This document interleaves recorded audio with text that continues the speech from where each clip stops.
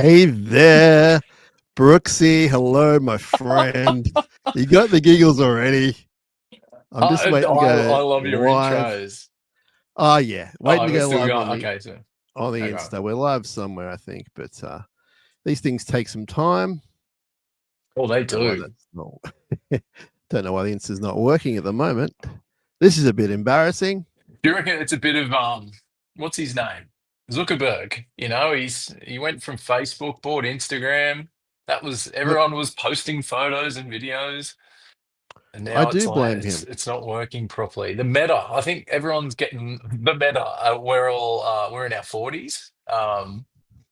Yeah, the meta we call it. Well, this is really annoying. The Insta's not going to work. It's already just like your team tomorrow night. It's already gone to hell. Hey there, welcome to Is this a SharkCast Pod. This is a version of the League Life for old school listeners and viewers, but this is SharkCast Pod, a very loose but still no swearing preview show. We are 24 hours out from the derby, the local derby, and yes? we are thrilled to be here. And this is my friend Nathan Brookes. He is President Shinazz. the dirtiest dragon that ever lived. One of Since the dirtiest. 99.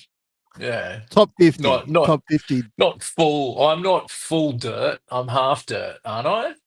Would you say that, Half. Shinazz? I don't know. I Yes. can't say that. It's from the outside looking in. That's you get Yes. to determine that whether I'm a half or a full dirt bag This is getting in the pretty awkward. derby. But welcome to what I refer to. We can only do it twice a year, our derby chat, because you guys never make the finals. Oh, So we can't have a third episode every year because you guys just refuse fair to enough. make the finals. Yeah, it's So been a while. we'll get to that. Nathan Brookes, in all seriousness, welcome back to SharkCast Pod. You're a semi-regular. Last time we did this, we were in the Chinese restaurant. Tonight We we're were. live somewhere. Not sure where, but we're live somewhere, I think. As long as this is recording, I don't really care where we are, but we're live somewhere. And it's great to have you, man. Like, are you pumped? We're less than like this time tomorrow. There'll be tackles being made, we hope. Yeah, it's an interesting one, isn't it, Shinazz? And it's great to be here. Look, is it because last round was quite big, and it finished on a Monday, and we're the Thursday game, that was sort of got a real short lead in? I don't know. It just feels like we haven't really been able to pump it up too much because all we've been talking about is Lachlan Galvin and Oh, Origin, really, over the last few weeks. And it was sort of that event that just sneaks up on the calendar, and you haven't bought a present, and you haven't got your your dress or your suit ready, and it's just gone bang. Thursday night, now, Sharkies can you tell Dragons. me, is Galvin on the field yet? Is he on the field? Oh yeah, he's on the field. Definitely. Okay. You got yeah, it just was Galvin mania, wasn't it? I couldn't get over it. Even when I was watching the Dragons close loss to the Dolphins last week, Yeah. I couldn't stop thinking about whether Lockie Galvin was going to play on Monday at a core. Well, he did. And he scored a try and they won the game. We're not here to talk about Lockie Galvin. We're here to talk but about yeah, the let's likes of Galvin Clint Freezer. Gutherson and who else is on my team list here? Who else plays for you? Billy Burns. Sorry. Someone called Nathan Lawson. Nathan Lawson. Yeah. Kyle Flanagan, former Shark. Yep, there's a bit Like of that in going King on. Tongia. Yep. Now Toby we Couchman. Anyway. Yeah, the good Couchman. Oh, come on, they're both good, Shinazz. One's leg fell off. Like when it comes back, when he attaches it and gets back out there next year, he'll be fine. Yeah, that's Right. Ryan. Do you have or can you get a team list for tomorrow night so I can do a little thing with you? Okay. You want the Dragons team list? No, just pull up the game for tomorrow and we're going to play a little game already. Oh, we're going to go who's better at what position? You like that one, don't you? Well, and then do a score like out of 17? I don't like that one. I was going to say, who do you want? Which shark do you want? Which dragon do I want? Oh, I like it. Okay. Well, I don't think it's I'll start first with the short list. Yeah, you go. Yeah, I already know. You are. All right. Go on. And this way we can go through the team list, so everyone can know who's Okay, playing. you can have Kyle Flanagan back. Oh, All right. So for the Dragons, yeah. Clint Gutson at fullback. Yes. No thanks. But great No player. thanks. No thanks. Thanks, but no thanks. Nathan Lawson on the wing. I don't know his work well enough, so I'm not sure. You snob. Moses Sully. No thanks. Now, is this young gentleman on debut? He certainly is. Nick, how do I Sagranis. pronounce it? Sagranis. Nick Sagranis? Yeah. What's he like? What's his story? What's his story? So he is born, bred, breathes St. George. So born in St. George Hospital. Ooh. Arncliffe Scotts Jr., one of the great supply chains for the St. George Dragons juniors, came through that SG Ball team, Harold Matts, Jersey Flag, been a star in their New South Wales Cup team, which have won 6 straight games. And yeah, he's earned his debut this week because Corey Allen's pulled out. So there was a bit of banter early on in the week that he was going to make his debut. Flano named Corey Allen with Nick on the extended bench in jersey number 21, but he comes into the side. Another debut this year, Shinazz. Something that we really haven't seen with the Dragons. Generally, it's 300 gamers that were from Queensland. But it's good that they're rookies from either the Wollongong, South Coast or St. George area. It has to be said, Coach Flanagan, not a huge fan of the debuting of players. Yes. So Nick's passed that test. Now, Terrell Sloan, pretty good player. I'm going to say a maybe. Maybe for Sloan. He's back. Yeah. Yep. Now, I quite like King Togia. Is that how I pronounce it? Tongia, yeah. Yeah, that's King all right. Tongia. I'd take him. Yeah. I'd take him. Can't watch all the games, Shinazz, can you? It's my job, but no, I can't. Kyle Flanagan. No, I won't take Kyle Flanagan. Respectfully, no? Respectfully, no. Great human. Yeah. Now, Emre Gula, it's a no. Damien Cook, love the Cook. This is depressing. This is so depressing going through this starting lineup. Cookie's a great man. This is like if you got a pack of footy cards and you're just reading them out going, Emre Gula, Damien Cook, memory card when he played centres in Origin, David Clemmer, Kyle Flanagan. Far out. When am I going to get Brooks, good cards? The laughs will be on you, my friend, if you get the dub tomorrow. So don't worry about that. I know. This is why I'm flying under that radar, baby. You are. Des Hasler style. Under a big radar. Now, David Clemmer at prop. I'll take David Clemmer. What? He's the one you're taking? What are you doing?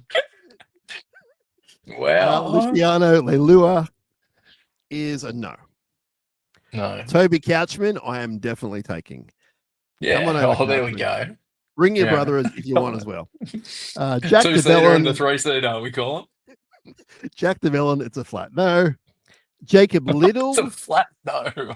Jacob Little is a maybe. It's a maybe. I quite like his work. A maybe. As a bencher, yep. Hamish Stewart, I don't know. Is he the local fella, local junior? Yeah. Hamish One Stewart, of, yeah. And he's from not bad, right? Too. Yeah, he made his debut early in the season. There was Dylan Egan. You were probably the Eagle. He maybe that's also too from Gerringong. He did his ACL in the win over Brisbane early on in that game. Well, I don't know enough about Hamish Stewart, so it's a no. With respect, Pacific Tonga, I'm not sure about. Hame Sele, it's a no. Blake Laurie, definitely no. And Lachlan Ilias, definitely no. So there's not too many guys. But now it's your turn, Brooks. Who from the Sharks would you take to be in your team? No matter what the circumstances are, who would you take? Okay, I'm a man. I've enjoyed Gutho this year, Shinazz. So William Kennedy, it's a respectful no. Like, I don't think you'll get much game time, mate. But look, he's a good player. Like, if I had to do the swap, I wouldn't be up in arms. I might have one arm up, but I wouldn't be up in arms. Sione Katoa, I guess Nathan Lawson, I'm taking him there. Jesse Ramian, he's probably got it over Moses Sully, so I'll take him. Marween Harodi, more experience of the two. I'm going to give the rookie a go, so I'm not taking him. I'm not taking him on this on this time, Shaz, because we've had some good Okay. debuts this year. Ronaldo Mulatalo over Sloan. That's an interesting one. Mm.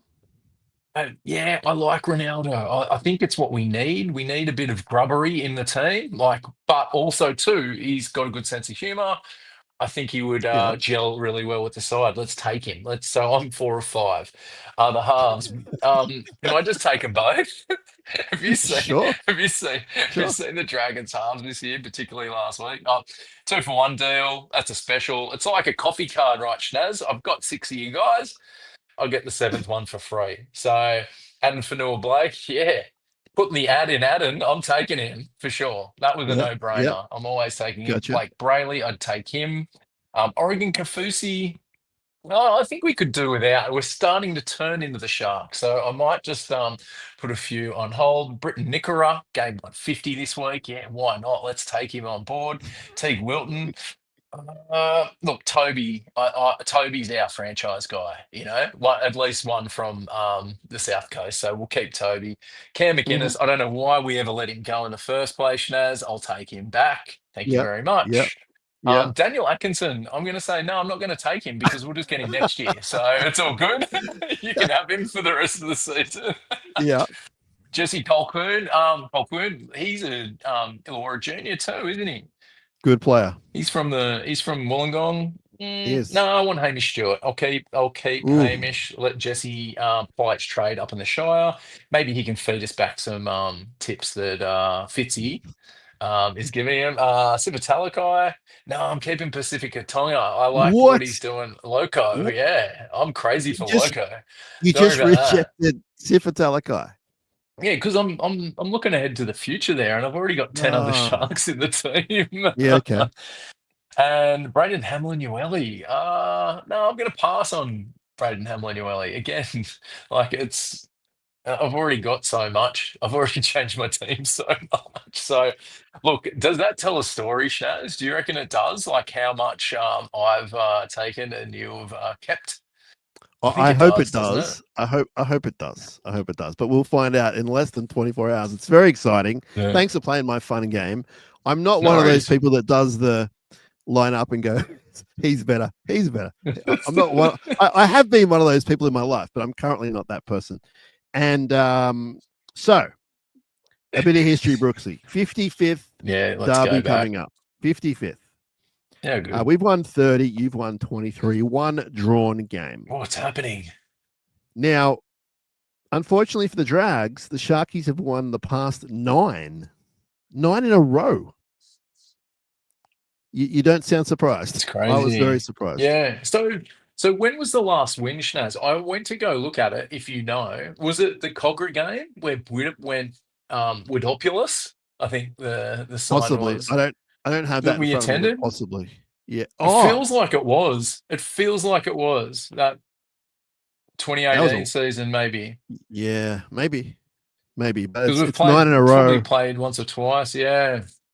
Yeah, it has been pure domination by you guys. And it probably says, where the Dragons have been since that season, 2018, where, that was the last time they made the finals. They were so close to a prelim, the Dragons, but never really have been able to compete with the big dogs since then. Had some wins, had some good wins against the Storm in recent seasons, but yeah, you've become the bogey side. You've become the new Canberra for us.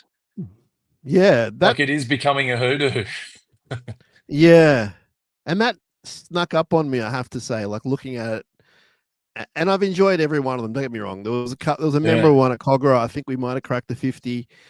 We cracked it at home recently, but Yeah. I don't. There's a part of me that actually misses, and I'm actually not being smart here. Misses the close matches as well as us being the underdogs, and that was always now that the pressure's kind of off you guys and it's on us to keep it going. It's obviously a very heated rivalry. The fans set of fans wants to win it.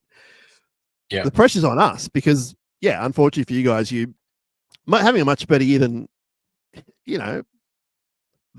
for a while, to be fair. Like your years, you're actually going pretty good in patches, but the pressure's kind of off you and on us, and I don't like that feeling, to be honest. What do you How do you feel about it? Well, that was the interesting thing, like even like going away from the head to head, like the last week, and I think the two fan bases that really got a bit of a wake up call, the Dragons on Friday night, 56-6, Shinazz, like that hasn't been Yeah, done since that 2000 loss to the Storm. It's a second biggest loss. We gave the yeah, Dolphins their biggest win. That's post merger, obviously yeah, 99. But yeah, and then I was watching. I was really keen to watch the Warriors Sharks game. I've become a bit more of a neutral fan. Enjoy those games, not so much of just a like I want to see the Sharks lose. I feel that there is like you said, like I said, like I love like some of those players are great and would love them in my team. But yeah, the second half was just domination, wasn't it? And the Warriors just went on with that match. There was a bit of a backstory with Adam Fanua-Blake against his former team. Lukey Metcalf, you could say a Sharks junior, technically. yeah, Like playing against his former club, um, probably moved out when Nico came in and needed his big contract as well. Probably didn't see a path to NRL there, and he stood up. He's been amazing.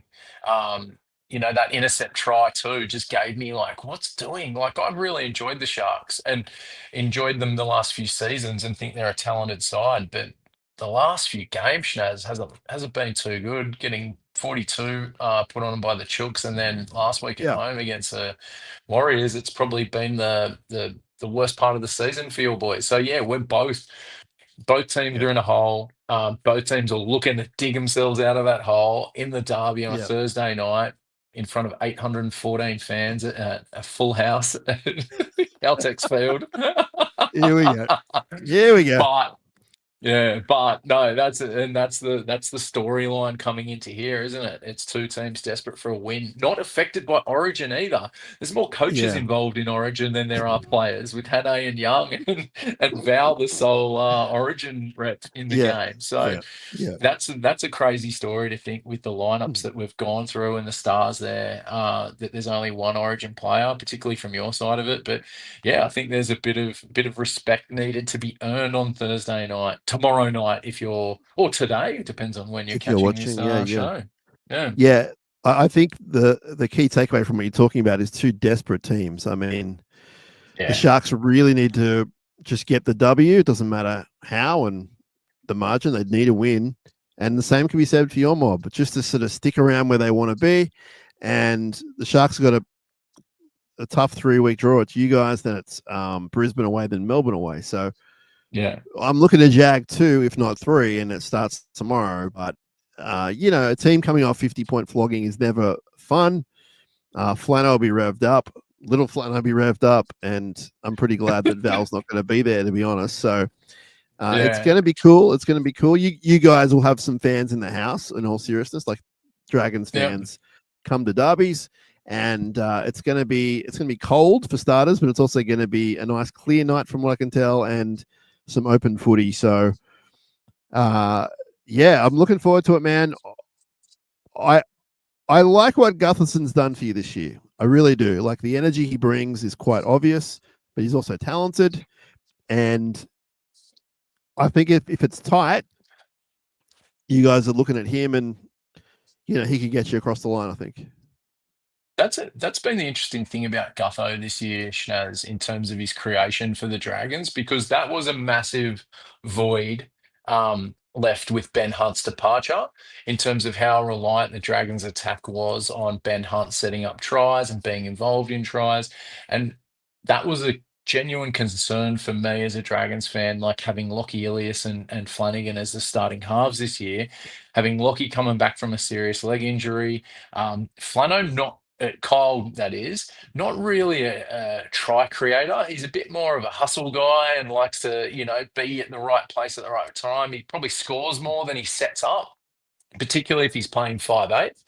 So that was going to be the concern for me. But Gutho's stood up. He's been everywhere, both in attack and defense. You see him popping up, basketball passes, flick passes, tap-ons that have created tries out wide. He was very much involved in the attack early on in the season. sort of dried up more recently. But they've sort of got that attack from other places. Like Kyle's had a couple of good games where he's been involved more so in the creation, particularly what was it, the game before the loss to the Dolphins against the Knights. That was probably his best game in some time. But yeah, he's been crucial for where the Dragons are on the ladder in terms of just getting them wins, but also keeping them in games. Like we've had the big stat, and I'm sure you or one of your boffins created that, Shinazz, the 3 losses by 1 point, or the three games when they scored more tries. Yeah. That was it. It came down to goal kicking, or just came down to not icing the game, and that has been the catalyst of having those halves there.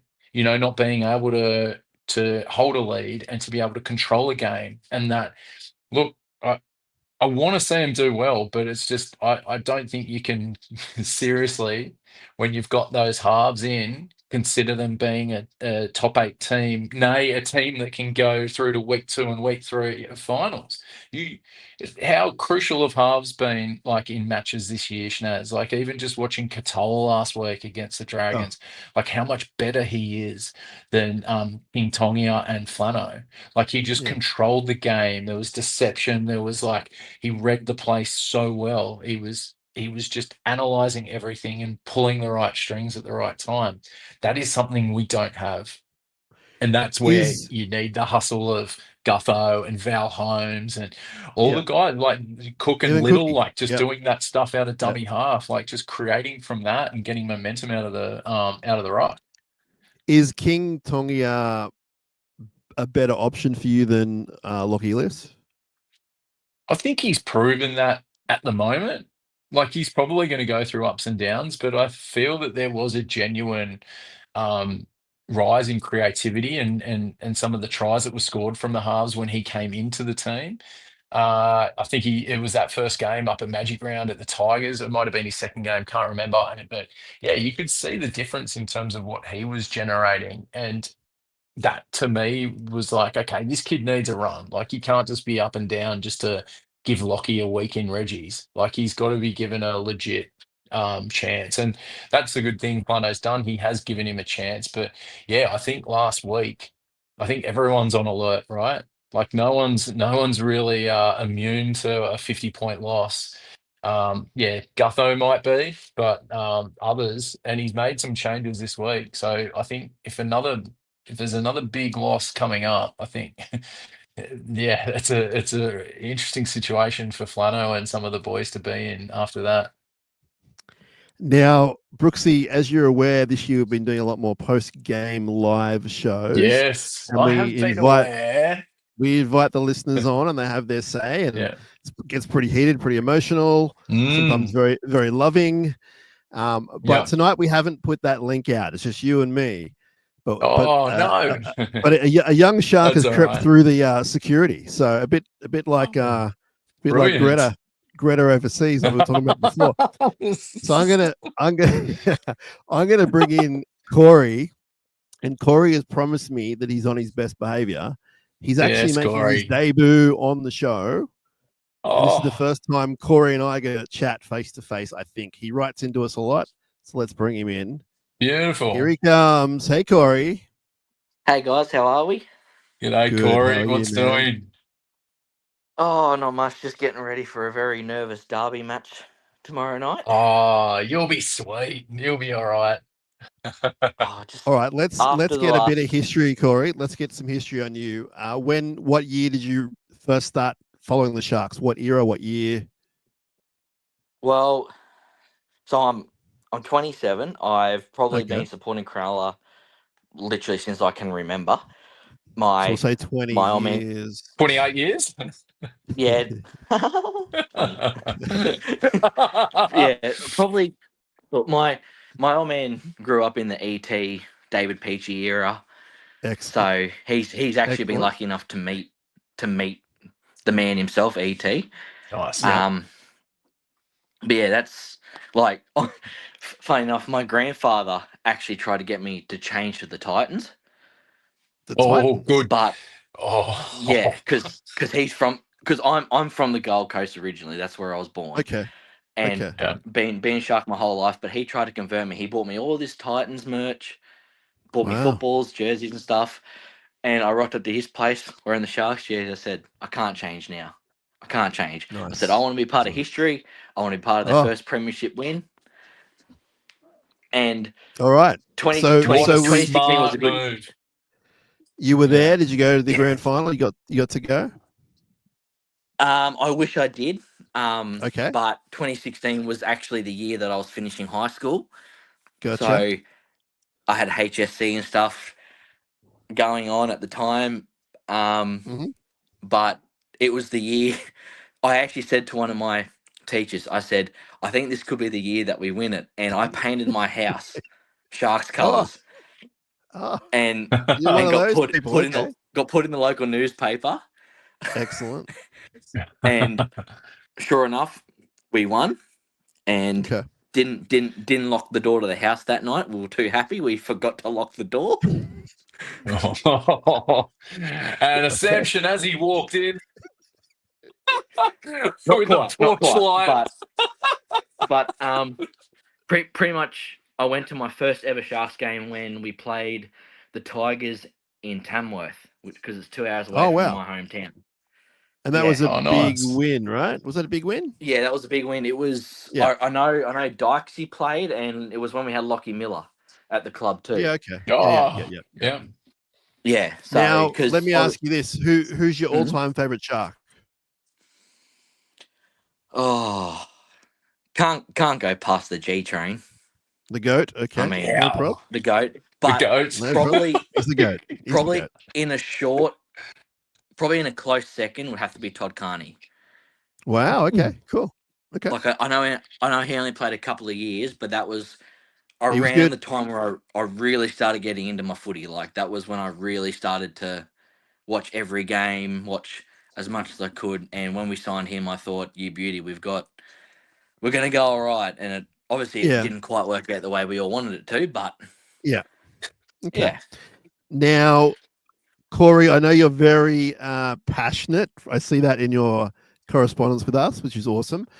Now, as Probably a bit too Nathan said passionate. before, Nathan was talking about the last few games haven't gone to plan. Now, give us some of your thoughts on what you think's going wrong, how we can improve, etc. I generally feel like that. How do I put it? I feel like the boys are going in a bit too cocky. Uh-huh. Like I just feel like that we're going in thinking we're at home. We usually don't lose too many games at home.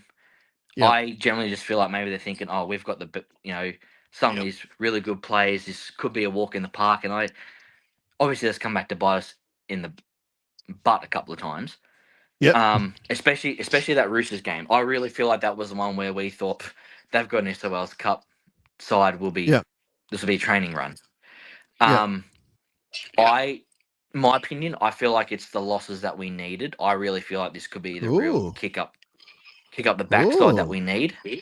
Oh, okay. Like, yeah, I don't want us to lose any games, but I just feel like that we needed a real big loss to kind of go, all right, boys, let's go back. Let's take a couple of steps back, work on what we need to do. Let's go out there and flog the Dargans this week. And hopefully that might kickstart the back end of the season, and we just go back up again. Okay. I like how Corey is on his best behavior because I've told him there's no swearing at all, and now he's not sure if he can say the word bum or not. He can say bum. There was a few pauses there. Yeah. Okay. Yeah, okay. Well, that's good. That's pretty positive, dude. I like that. That's positive. Yeah. I like it. Yeah. Yeah, Nathan, what I do you think's going on with the Sharkies last two games? Yeah, I think I've jumped on some of those shows, Shinazz, post-match, and seen the bit of negativity coming in on the chat. Yeah. And I think you're right, mate. Like you sort of do need those losses. And I think, it's such a long season. There's players out, you can't expect what's going to work at the start of the season to work in the final. Sure, a few things will, but you need to sort of move some players around and get those combinations working. Like, we haven't even got to the Trindle Hines sort of relationship yet. And I wanted to ask, and it's probably a good time to do it. Like, there's a few people that have come out and said that it might be time. It might not be this week, but at some stage during this season, that Hines isn't the dominant half.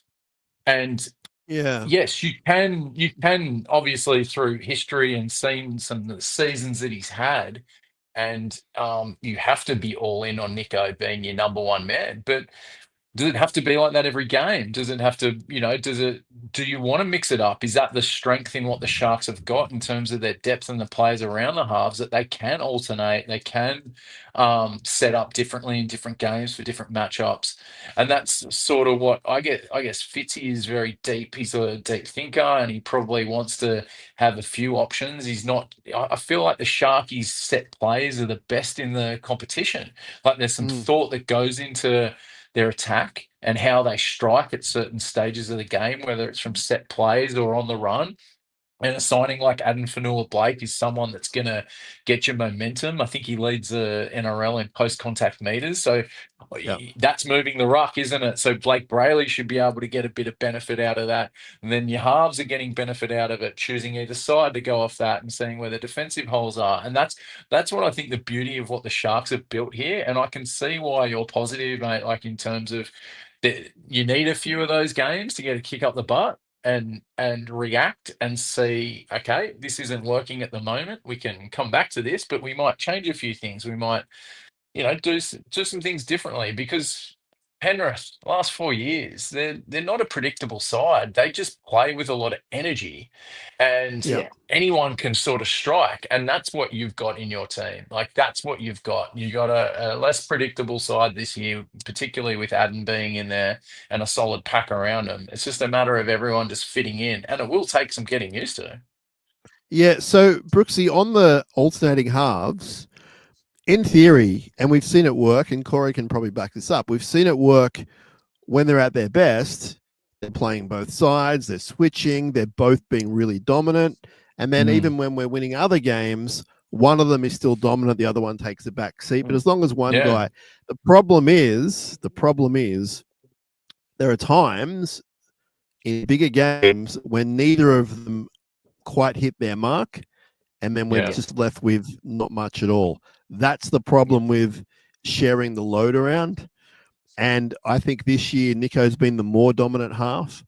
And I know he had a very forgettable second half last week, but I thought his first half was pretty good. Yeah. And he just needs longer stints, longer moments like that. But Corey, what's your thoughts on the halves situation? Yeah, I feel like that when a couple of games when they go to alternate, I feel like Nico has a better game, and then Trindle goes, well, I'm going to copy you and try and play like you, and then it just backfires.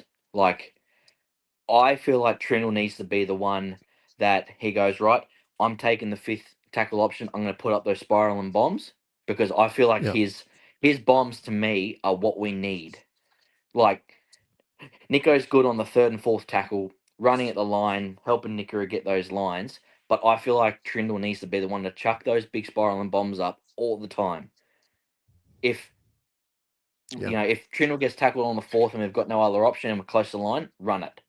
But I just sometimes feel like that if one of the halves is playing good, the other one tries to copy the other one, and then it just goes, they all just get bundled up and then going, holy heck, what do we do now? Yeah. Like I just kind of feel like, Nico's got his things that he can do really well, and Trindle's got his things, and then Trindle might go, oh, Nico's doing this really good, really well, I'm going to do the same. And then it goes, oh, bummer, it backfired. Yeah. And then it just turns, Yeah, it's I mean, Fitzy does talk about the number of games they played together isn't enough really for them to be where they want to be.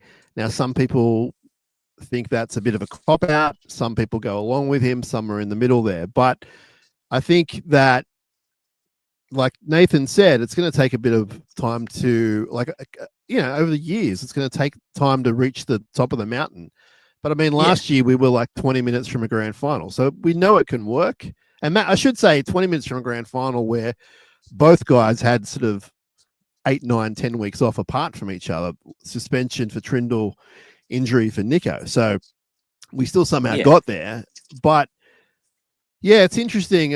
I'm not overly comfortable with whoever's feeling it on the night kind of take. I think someone needs to be the leader there, and it's probably Nico. But Trindle, it doesn't mean he can take a backwards seat. He's still got a very important role. Yeah. Would you swap Braden and Nico, like Nico to 6, Braden to 7, and say, Braden, this is your side? I would do it if they thought it was going to be beneficial. Otherwise, I wouldn't really bother about the numbers and the positions. It's like, but yeah, I'd do it if the players wanted that. But I don't think it's as important as what maybe people bang on about. See, and I feel like the players probably would have said to the coach, "Hey, let's do this," and he would have gone, "Oh yeah, that's fine, whatever." So I don't think it's an issue really. Yeah. No, I think the thing for me, is especially seeing on a lot of Sharks groups is everyone saying, move Nico to fullback, move him to this position, and I'm thinking he's too slow for fullback. He's not. Yeah.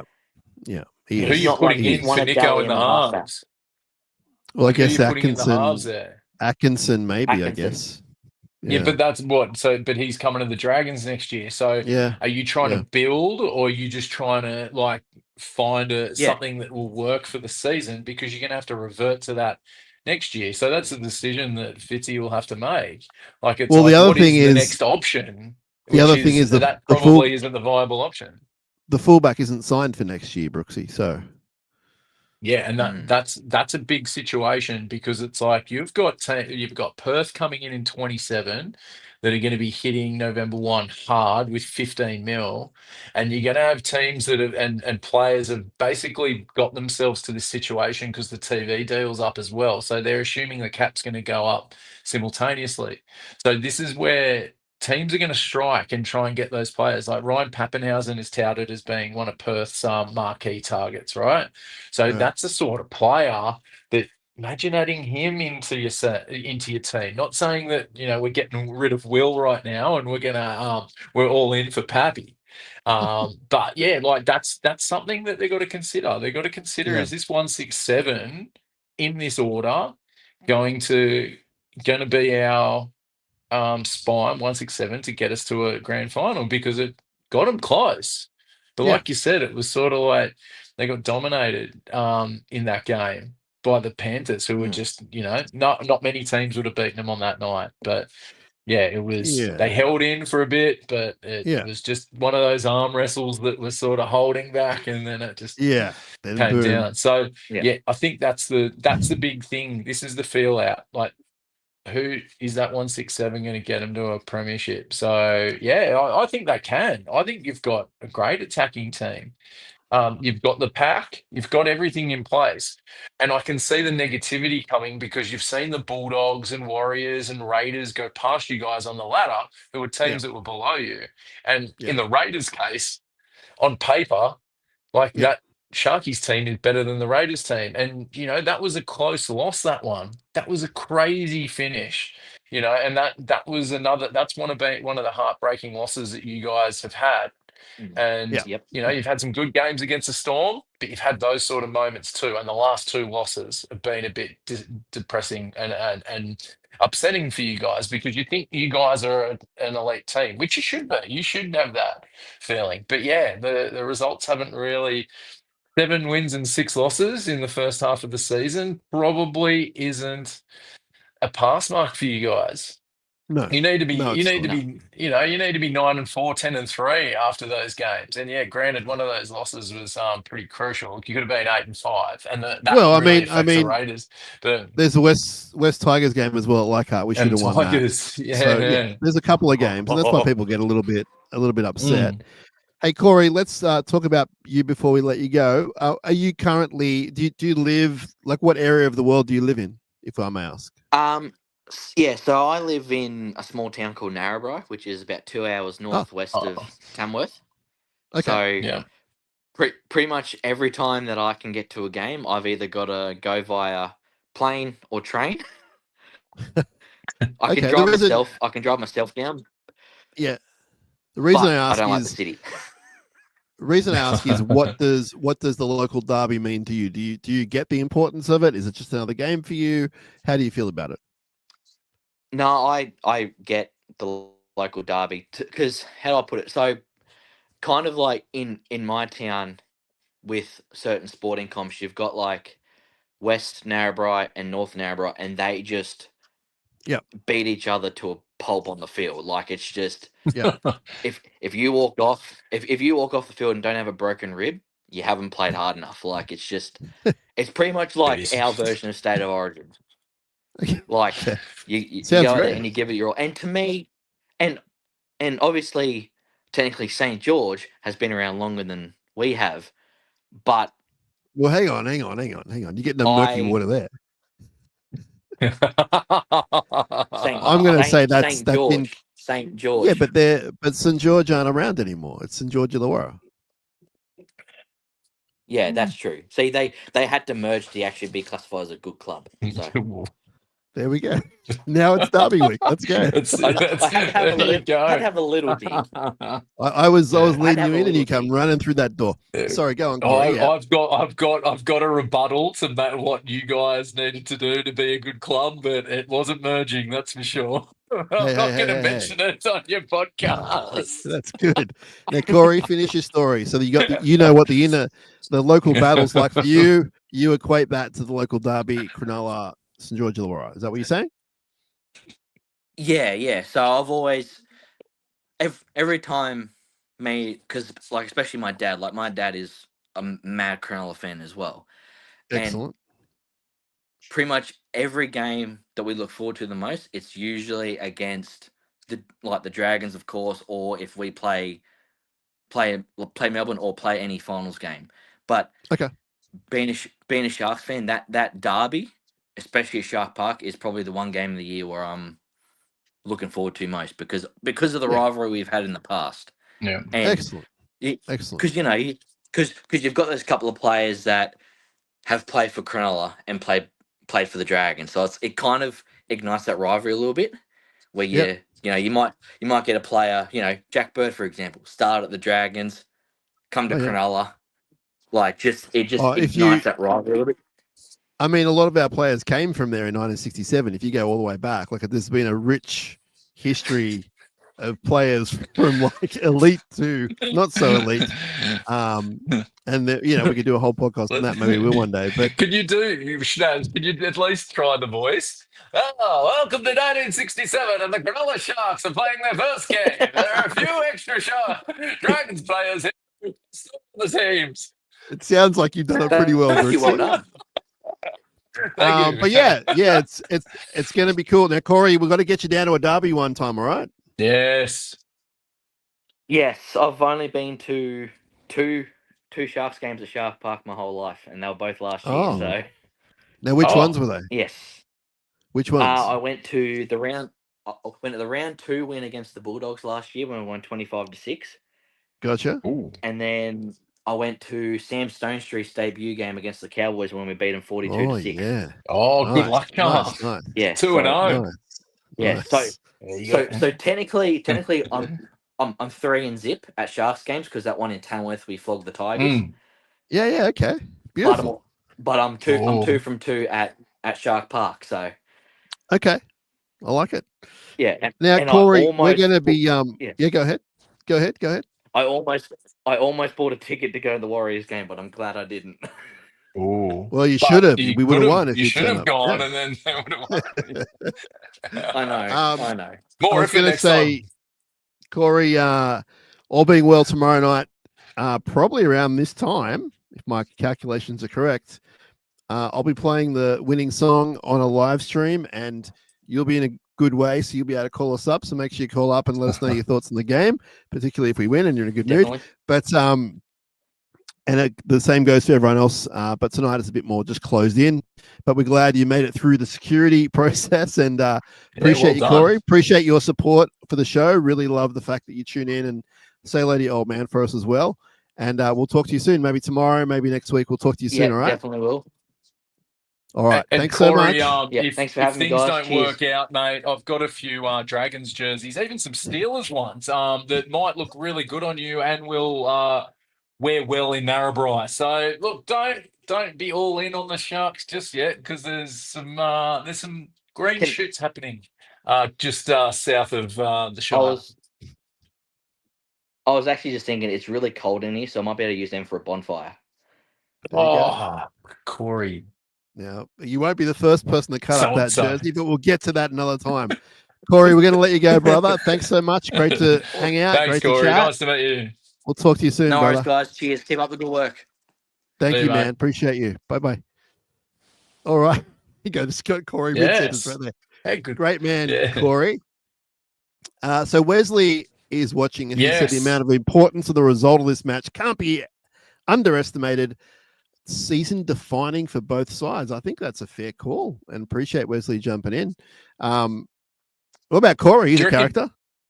Yeah, Corey is a character. Yeah, he had some it's Derby week, it's fine. I don't take it personal.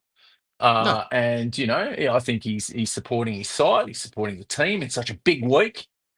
2 points, massive 2 points, as Wesley said. I think, is it more defining for one team? I think it's more defining for the Dragons, a win. Like, the Sharkies are probably expected to get the 2 points here, so I don't think it's like changing the long-term plan for the Sharkies. If it's a loss, it's massive, right? And it's big for the Dragons too, because they end the streak. Flano gets his first win against the Sharks. It sort of erases what happened. It's like a blip on the radar, what happened against the Dolphins. So, don't worry, because he's very good at turning the attention away from the main focal point, Flano. We've seen that in the Sharks, and we've now seen it at the Dragons. And it was like hamstring awareness was the big thing last week with Tuipulotu. Like, it was like, oh, we're talking about he's throwing his medical team on the bus in the presser and telling the guys that there will be changes. So it was that's just happened out on the field. But look ahead, like, this is the new headlines that we're looking at for next week, heading into the Derby. There was no mention of the Derby in the presser, other than getting ready for next week and stuff. That was a bit different last year. It was a bit more of a pointed thing about the calendar and knowing what week it was and what was coming up. So yeah, I think there's some demons to be exercised for Flano, and it will be a bit of a season-defining win for him going into Shark Park and getting the win. Fitzy, on the other hand, I don't think it is. It's probably more likely that it's going to happen, but I think it's just show goes on. Like, it's not like, we'll look back at that Dragon win, depending on how it all plays out as well. Like, if they're down 20 and get the win, sure, it's season defining. But yeah, I think there is probably a little pressure on the Sharks this week due to the fact that the Dragons are coming off a big loss, and they are on top of them in the ladder, and we have said that this team is probably premiership window material. PWM. Hopefully. Yeah. I'm going to throw up right? I hope so. Going to throw up a comment here from Brett. He's not happy. Yeah, Brett. He travelled from Penrith with his son and in-laws to see the game. The in-laws are from New Zealand. A waste of time. We turned up, but the Sharks didn't. So sorry about that, Brett. Not much we can do about that, but we appreciate you turning up and cheering him on. Well, Brett, can I just tell you a little story? I know I'm a Dragon, you're probably not going to listen, but I've turned up to the 2 Anzac Day games of the past 2 years, where the Roosters have put 60 and 48 on us. We have lost our 2 biggest games, other than the Derby, and let those dirty Roosters score 108 points on us. It has been a tough watch, but I think if you've got to go through the bad times to enjoy the good times. Yeah. It's good that you're supporting the team and you're getting your family from New Zealand. I think the NRL's flying at the moment, and everyone wants to get around it, particularly any Kiwis, expats that are over in Australia. They're going to Warriors games. They set a record against the Rabbitohs. Like, you wanted to be there for that night. It was such a special night down there. 5:30, start of winter, cozy. Is it still taking 80 minutes to get food and beverage at the game, Shinazz? So their supporters owned the Sharks even from the start. Like, it was just very impressive, and it was a little bit of a bummer that the crowd, even when it was like 0-0, it was 6-0, like, the Sharks are still in the game at halftime. It was just a very flat Yes. crowd. So I don't know why, and it was full house, but I'm hoping for the derby they'll lift a little bit. But and the game against Melbourne, Brooksy, what was that, 3 weeks ago? That was maybe great. 4 weeks ago at Cronulla. Unbelievable. Like one of the best experiences I've had at Shark Park. It was finals like, it was dramatic, it was back and forth. And then for the Warriors game, it was just flat, completely flat. It was very, very strange. I don't know what's going on there. But yeah, Brett, if you listen to the episode we did this week, and we have most of the mail on that episode, we actually had a caller, a voicemail. We got a voicemail system set up, and someone called in. I think it was Ted. Good to know. And yeah. And can you send me those details for Thursday tomorrow night? It's just on our. We've got a website, Brooks. You've been missing. SharkCast. Shinazz, it's Rod Wishart here. Look, there may or may not be a message for you on Friday morning. My point was for Brett. Yes. This fella Ted went to the Sunny Coast with his family, and the family doesn't like footy, but they all wore Sharks colours for him, and we got flogged against the Roosters. And the next day, he went to the beach on the Central Coast with his family and his kids, and he thought, "This is still pretty cool. Life's good. We lost. We move on." And I thought that was pretty good advice, especially coming off a pretty bad Warriors loss and a lot of Shark Nation melting. So that was just a bit of mail we got. Now, and look at Corey. Corey's back on the screen. Thanks for having me on tonight. Love the show. Well, thank you, Corey. We appreciate you, brother. Good to have you on. Very good. And he was very well behaved. Very well behaved. He was. What is he? Is Corey? Sorry, I haven't seen Corey, but has Corey got a bit of a he doesn't have a, no, he doesn't have a rep, but he writes to us a lot, and he's very good on the email and the messages. Yeah, right. But post game, when we lose, he would like to express some emotions that we don't allow on the show. So that's okay. It's all good. It's all good. Does he get the Narrabri newspaper and cut letters out of the paper and send in letters about the shark? Now, look who has appeared. The Shark Cage. Do you know about the Shark Cage? I'm happy to tell you about them, Brooksy. Did I meet someone from the Shark Cage in Vegas, potentially? Oh, I don't think so. They are the latest, the newest supporter group. So they all get together, bring drums, bring flags and signs, and a supporter group. Atmos. That's Atmos, what's needed. Atmos. I think it's Tim and a few of those people, and they're really nice people, and they're very generous with their time, and they want everyone there. It's pretty family friendly, but very loud and boisterous. I was near them in Newcastle, and they lifted in Newcastle. A great day out in Newcastle. Are they in a physical cage there at Ramondus? Like, is there? How good would that be? Like just a cage. You remember Newcastle had the NIB Castle in the corner, and you could sit up there and watch the game and upgrade your health insurance or whatever you did up there. Imagine the cage, just rattling the cage in the corner, just people like tapping on the cage, like with a. in a steamer with snorkel and goggles. Like, it'd be a bit of a scene. And then when the Sharkies win, you open the cage and they just come out and enjoy the win with the trumpets and the song. What do you reckon? Have I just it sounds good, but it sounds good, but this Shark Cage is if you need some game day tips.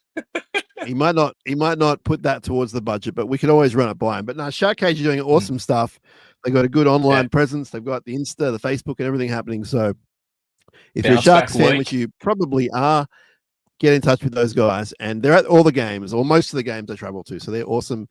Happy to have those guys on any time. So Derby week. Oh, I'm so excited, Brooksy. So excited. Now, we have won 9 games in a row against you guys. And we have won a bunch of those at home as well, which is great. Now, here's where I think you're going to come for us. I think you're going to be kicking to our. This took a turn. You're going to be kicking to our corners. Is what you're going to be doing. Oh, corner kicking, yes. Oh, I don't know. Have you seen our kicking game? It's generally just straight up in the air and straight to the Well, fullback. Well, have you seen our guys try and defend the kicks? No, I have. Oh, yeah, actually, I did see. I think I saw it. It got mark of the week when Xavier Coden dunked on Dan Atkinson. Yeah, I mean that was I think there's a circumstantial because he's basketball half card. his height. I think there's a basketball card going around Upper Deck, and it's Xavier Coates just dunking on Dan Atkinson. But Yeah, your boy sorry. Fitzy had Um, the knowledge to swap Ronaldo and Atco straight away, so that was okay. That was against Yeah. Melbourne, but my point is, along with Yes, Canberra, point. we concede the most tries from kicks. So kick defense this Ooh. year, not so good. Tell me about your Okay, wingers. Tell me about your wingers.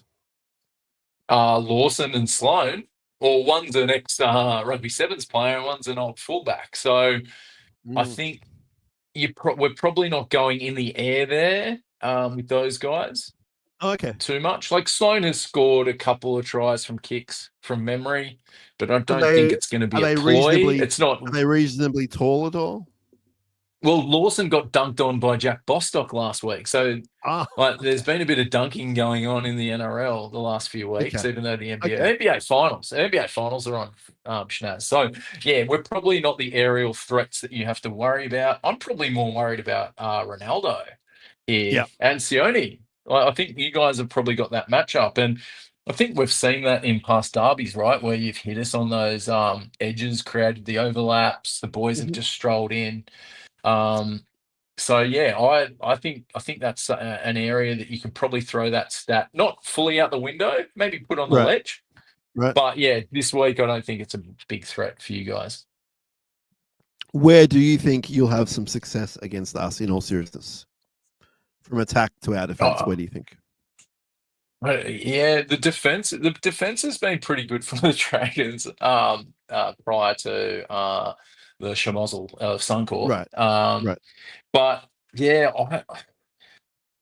I think it's the same old for us. I don't know if we've got points in attack, and I know you guys are a very good attacking side, so I think there might be a score line for you guys that if you pass it, there's a good chance that if you get there, you win. Like 24 is probably that target. Right. And that's I don't really know, Shinazz. I've thought about where our strength lies in this game. The middles were non-existent last week. They need a big game. Couchman's moved to an edge when prior to his shoulder injury, he was in the middle. So what's that about? Why is that? I think it might be, I don't know. I think it might be a defensive situation. Like he is quite a good defender. He's not elite, but he's a good defender. But yeah, it was disappointing because Clemmer and Laurie were good 2 weeks ago against the Knights, and then basically got shown up with a couple of former Dragons in Molo and Kerr in that Dolphins team. So that needs to be on the improve. They need to match it with your middles, and your middles are very good. Cam's there, and Fanua Blake, as we mentioned. Oregon's been playing all right, and you've got good rotation off the bench. That's where, compared to what we've got, like we need to match you there.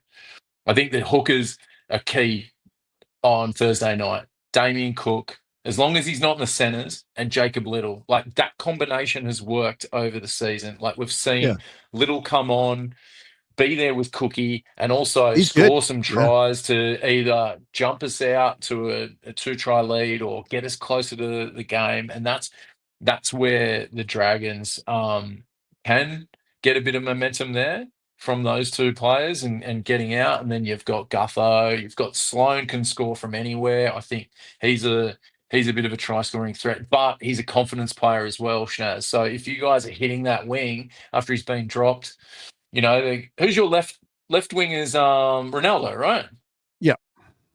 Yeah, so Ronaldo and Sloan. So that is going to be a pretty key matchup there. our Ronaldo and your left side hit that edge, hit that wing. Like, Sloan hasn't really defended out there too much other than this year. So it is. Look, that's. You asked me a question about where we can strike, but I'm thinking of all the other areas that the Sharkies can strike, and yeah, I think it is a sort of this point total will get you the win. Yeah. Okay. Now I did notice Emre Goulet starting, and with all respect, like, he's more of a benchy. I mean, he had a decent career at Canberra, but how has he gone this year for you? Is he in and out of the team a little bit, or? Yeah, he has been injuries. Okay. Hasn't been there consistently. I think I think he sort of lost his spot when Egan and Stewart were playing well. The guys who have debuted this year, we've got a lot out of them. Egan, as I mentioned earlier in the show, went down a couple of weeks ago, so he's sort of resurfaced in the team now. So he's only really, but I think Canberra it was an opportunity to get a middle. It wasn't like it was a let's go after this guy. It was more he was available. Let's add him to the 30-man roster. So yeah, and that's I don't see him being a massive factor in this game, but like I said, those middles need to step up. They need to match it. It's going to be hard to match Adam Fanua-Blake, but they've got to. That's where derbies and matches like this are won. Like, it's won in the middle, and yeah, if you guys dominate that, it could we could be having a bit of Groundhog Day for Dragons fans. If you're getting that momentum up the middle and we can't compete like we did last week. So so pessimistic, Shinazz. Like That's that, great. I love it. you know me as an optimistic person, but You are. yeah, I wish we would have had a 3-game win streak if things were different. But yeah, that just what 1 50-point loss can do to you. I was telling someone at work the other day about the first time I met you, because we were talking about you, which you probably find quite strange, but we were talking about you, and I said, yeah, it was back in the Piedmont days, and there was a new guy, and I hadn't met him yet. I think I was on holidays, and I came back or whatever, and there was Nathan, and then this guy with a very big beaming smile just walked towards me with his hand out and said, "G'day, mate, I'm Brookesy." And I was like, that's nice. He seemed like a really nice guy. And we've been mates ever since, of course. So you're not very pessimistic at all. Usually you're very upbeat and look to the brighter side of things. You've already told us that certain players from the Sharks are having great years, and our internet's blowing up. So that's how positive you are. Well, we'll see this question here from Facebook. Adam Stephen Bell. Yes. Adam. I wonder if this is Adam Stephen Bell. Sorry, I thought it was Adam. Like a nickname, Stephen Bell, of Manly and Melbourne fame. I think Nico will start feeling the pressure this week if he doesn't perform. Doesn't he not feel the pressure every week? I feel like he's one of the most pressured. I don't know. You're the stats guy here, Shinazz. Well, I mean, this is at Fox Sports Lab. The next comment from Wesley says this exact same thing. Yeah, I genuinely think this year that's not the case. I think he's a lot more chill. I think he's a lot more chill on himself. And I think mostly he's been playing pretty good. He needs to lift a little bit, but I don't think it's been as disastrous as what some people will have you say. And as far as the pressure thing, I mean, his stats are pretty good. I know stats aren't winning games, but the stats are pretty good as far as assists and line breaks and that kind of thing, try assists. Yeah.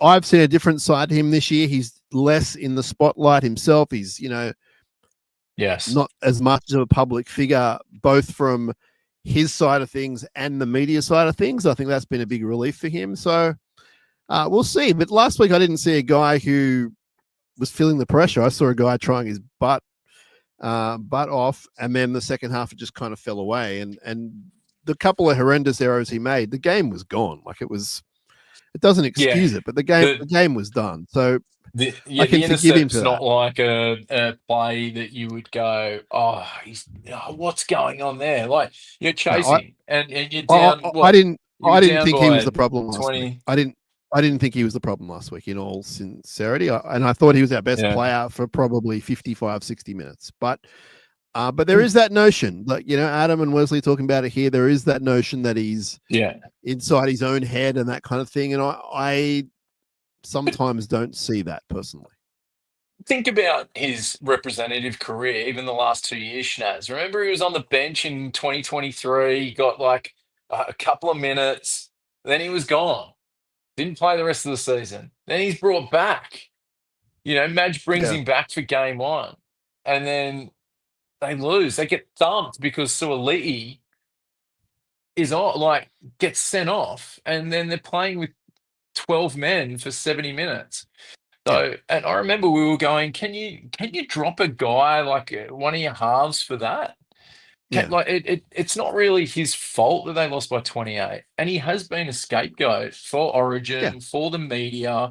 Yeah. I've seen it. I've seen broadcasters like focus in on him when he makes an error, and they use his openness in terms of being vulnerable and use it in broadcast. And that's the thing that I think from the outside looking in that's really tough when you want your stars to represent the fans and people who love the game to be so open and not be so sheltered, and then use that against them. And then it's like, when the Sharkies go down and you see ISO shots of Nico Hines in broadcast, you assume that that's the guy that's dropped the ball or made the error because, there's going to be a highlight reel coming up. And that's the thing I think Sharkies fans should actually probably try and block that noise in terms of what's being written and what's being broadcast about Nico, because he's a good dude and he's definitely someone you want to build your team around. I've heard stories, like there's been instances, and I think it was reported, this one, of him just reaching out to people in terrible situations. That's the Now, star I want. I don't want a guy getting, like other I players agree. in the league. I agree with what you're saying. I agree with every single word. What I will say, Brooksy, is that people like Wesley and Adam who are talking about him, they watch the game closely. I know they do. Yeah. And they're talking about his on-field stuff, and I respect that. I respect that they see, and like Wesley says. But what I was going to say about what you're saying is, because I agree with everything you've said, is that I was part of a very small media circle with Nico. It must have been a month ago, and they were doing the Find Your Feet promotion, which is an amazing organization. And so Nico was talking to, I think, 4 of us, and it was separate from his televised, so to speak, recorded press conference. It was just for print, and I was hanging out as well. And one of the journos asked him, and I'm paraphrasing, but they said, you're quite vulnerable. You get behind causes like this, and you're very aware of mental health, and you're very open about yours, and you talk about others. He said, and then the journo said something like, "Can you perceive how people see that on the field that might affect you?" And Nico's just looking at him, and I'm looking at the guy going, "That's not a very good question." And then just hang on. Then Nico goes, "Can you explain that a bit better? What do you mean?" And he goes, "Well, there's a perception out there that you're not mentally tough because you're sometimes mentally fragile off the field, or you talk about other people's." And I'm like, and then he just laughed and went, "No, that's nothing. That's ridiculous. He said, with all respect, he was very gentlemanly about it, but he said, that's not a thing." And we all sort of breathed out going, thank God he didn't roast the guy. But that's the general perception, though, that people have. And I don't even agree 1% with that. If the guy comes out and goes, we need to fix mental health, and then he misses a field goal, people go, he's not mentally strong. It's like, what? Yeah, it's ridiculous, isn't it? Do you feel like, I've never played at that level where people are writing about my performance or anything like that, but you feel like when I played sport, and I feel like this journo never really played any competitive sport because it's a pretty I know it feels like an inexperienced question, because sometimes sport is such a breakaway from everything that happens, and you get in the zone when you play sport because you're thinking about what's going on right now. It's like you default to that. A professional sports star who goes through hundreds, thousands of scrimmages and training sessions and games, they're not thinking about if they left the iron on or if their relationship's in a really Yeah. bad hole. They're thinking about all the guys around them. It is ingrained He- into you that when you step into that huddle, you step into those Yeah. sheds, that you turn on the blinkers about your life and you get involved in the game. Yeah, sure enough, at training and stuff, when there's situations where you might go and see your phone or whatever in between sessions, that could happen because there's something going on.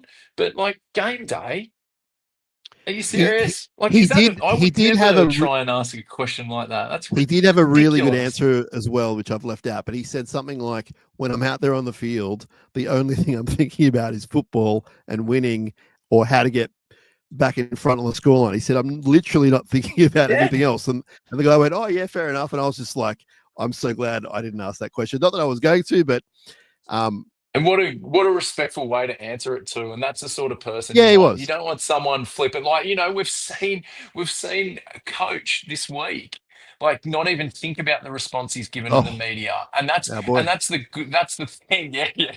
That's the thing that you see, like when you see Nico hold himself like that, Shinazz, like, a few people only get to see that. Yes, But yes, yes, it's yes. like that's where it reinforces that, yeah, he's a star and he's probably getting paid the most at the club and he's going to wear a lot of criticism, as does the coach.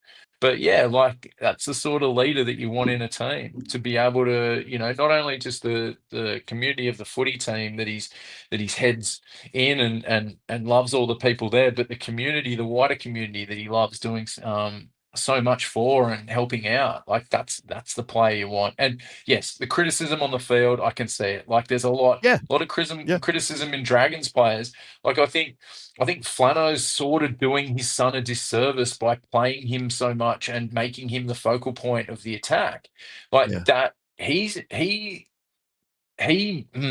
it's hard to say. I don't want to be too critical because, like I Yeah, I said, know. never really been in that circumstance before. I But as know. a fan, as a Dragons fan, it's like when like Toby Sexton's up for, like, basically going to be available.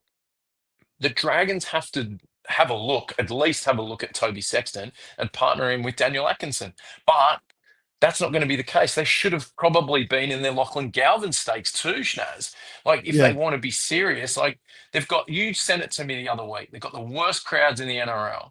Like, how the hell do the St. George Illawarra Dragons have the worst crowd figures? It's because of the performance and the stars. Yes, granted, they've brought Gutho and they've brought Holmes in, but that's not going to change the crowds overnight. What happened to the yeah. Bulldogs with a phase over 3-4 seasons, signing marquees, getting kick out, and getting Burton and getting Crichton and getting those young guys in the field, but the rise of Bailey Hayward, Jacob Kiraz, like all Well, that, Bronson Sherry, even, like, they're bringing, yeah. it's taken them, and dare I say it, 5 years for the Bulldogs to sort of build towards that. And that's where the Dragons are at. They've got to, when these players are available, they've got to have a Yeah, look. but I mean, don't you have the whole rabble of the two dividing areas? Don't you still don't you Yeah. dislike each other? St. George and Illawarra, they don't get along, right? I think it's coming, it's a bit closer now than Okay. what it has been. But that you've got, and this is the good thing, and must give Flano credit for a few things, like understanding the little Cook situation. I've been a big fan of that, but also the development of the juniors this year, and that has been something that we've sort of, like, I met, like, there's players that have left, like juniors that have left and gone on to greener pastures, and that's hurt. Like, Yeah. McInnes wasn't a junior, but he was definitely the heart and soul of the club. And for Griffin just to let him go because he was Yeah. probably Mary's guy is just like, far out. We should maybe not have just let Mary go. Like, why do we want someone that just changes the fabric? And as we've seen, as the history suggests, that wasn't the best move by the Dragons brass to turf Mary for Hook. Yeah. So Yeah. yeah, credit to Yeah. Flano there. And was that something that you saw when he was at the Sharkies? You felt there was a few juniors coming through, or there was some veterans that were there? Like, you've got Well, I mean, Barber and Maloney that had come from different clubs. You had the Chad, you had a few of the outside backs as well that represented the area. I think there needs to be a bit of that, because that's why I crowd the down, Shinazz. That's why, like, it's like I don't want to go and stand on the hill because we could get flogged. And there's all these guys that have just been thrown in together. And the stuff that's happened off the field too.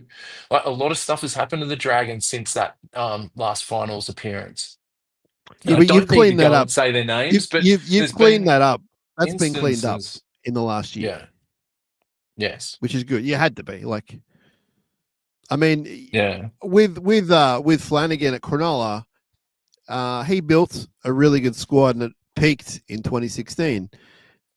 But a good example of the young junior coming through being held back is Valentine Holmes, to the point where in 2013 he was probably ready, didn't get a go.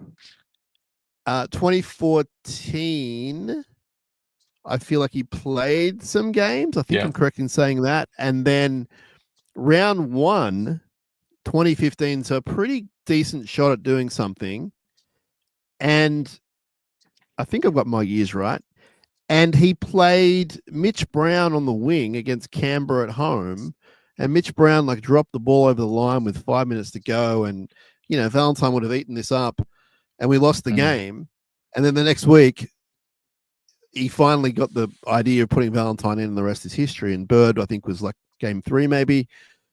Yeah. But he needed a bit of a kick up the butt. He's a bit of a stubborn fella. Like, it's his way or the highway to a certain degree. And I think that, with Kyle, I genuinely think that Kyle is a really good human being.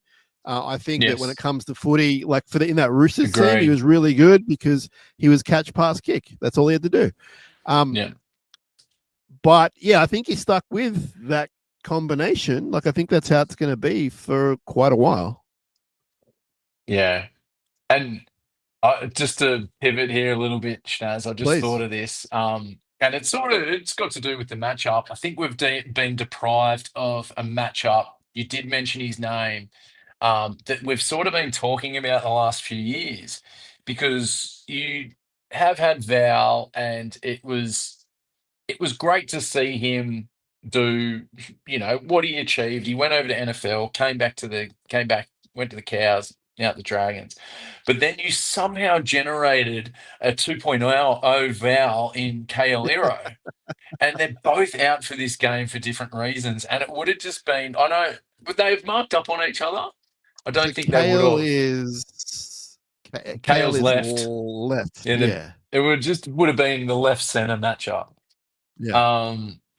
Man, Kale Iro and Val Holmes. Like, Kale was what did he set an NRL era record for most consecutive games? Yeah, so a try to start a season. A try in 9 straight games. Yeah. And then he's got a Val, terrific player. Terrific player. Yeah, I feel for him. So pec, surgery, maybe back end of the year we're hearing. Maybe. Yeah.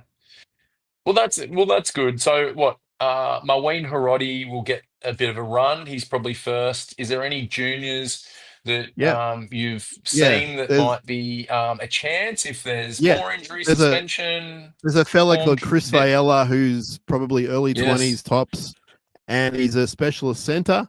People were crying out for him to play on the wing, but when we needed a winger, but he's actually a specialist centre. I'm a bit surprised he's not there this week, but I would suggest that if Mawini doesn't get the job done, or if we go on a losing streak or whatever, I think you'll get a crack. But there's a little bit of hope there, but that neither of them are KL, so he'll be missed. That's for sure.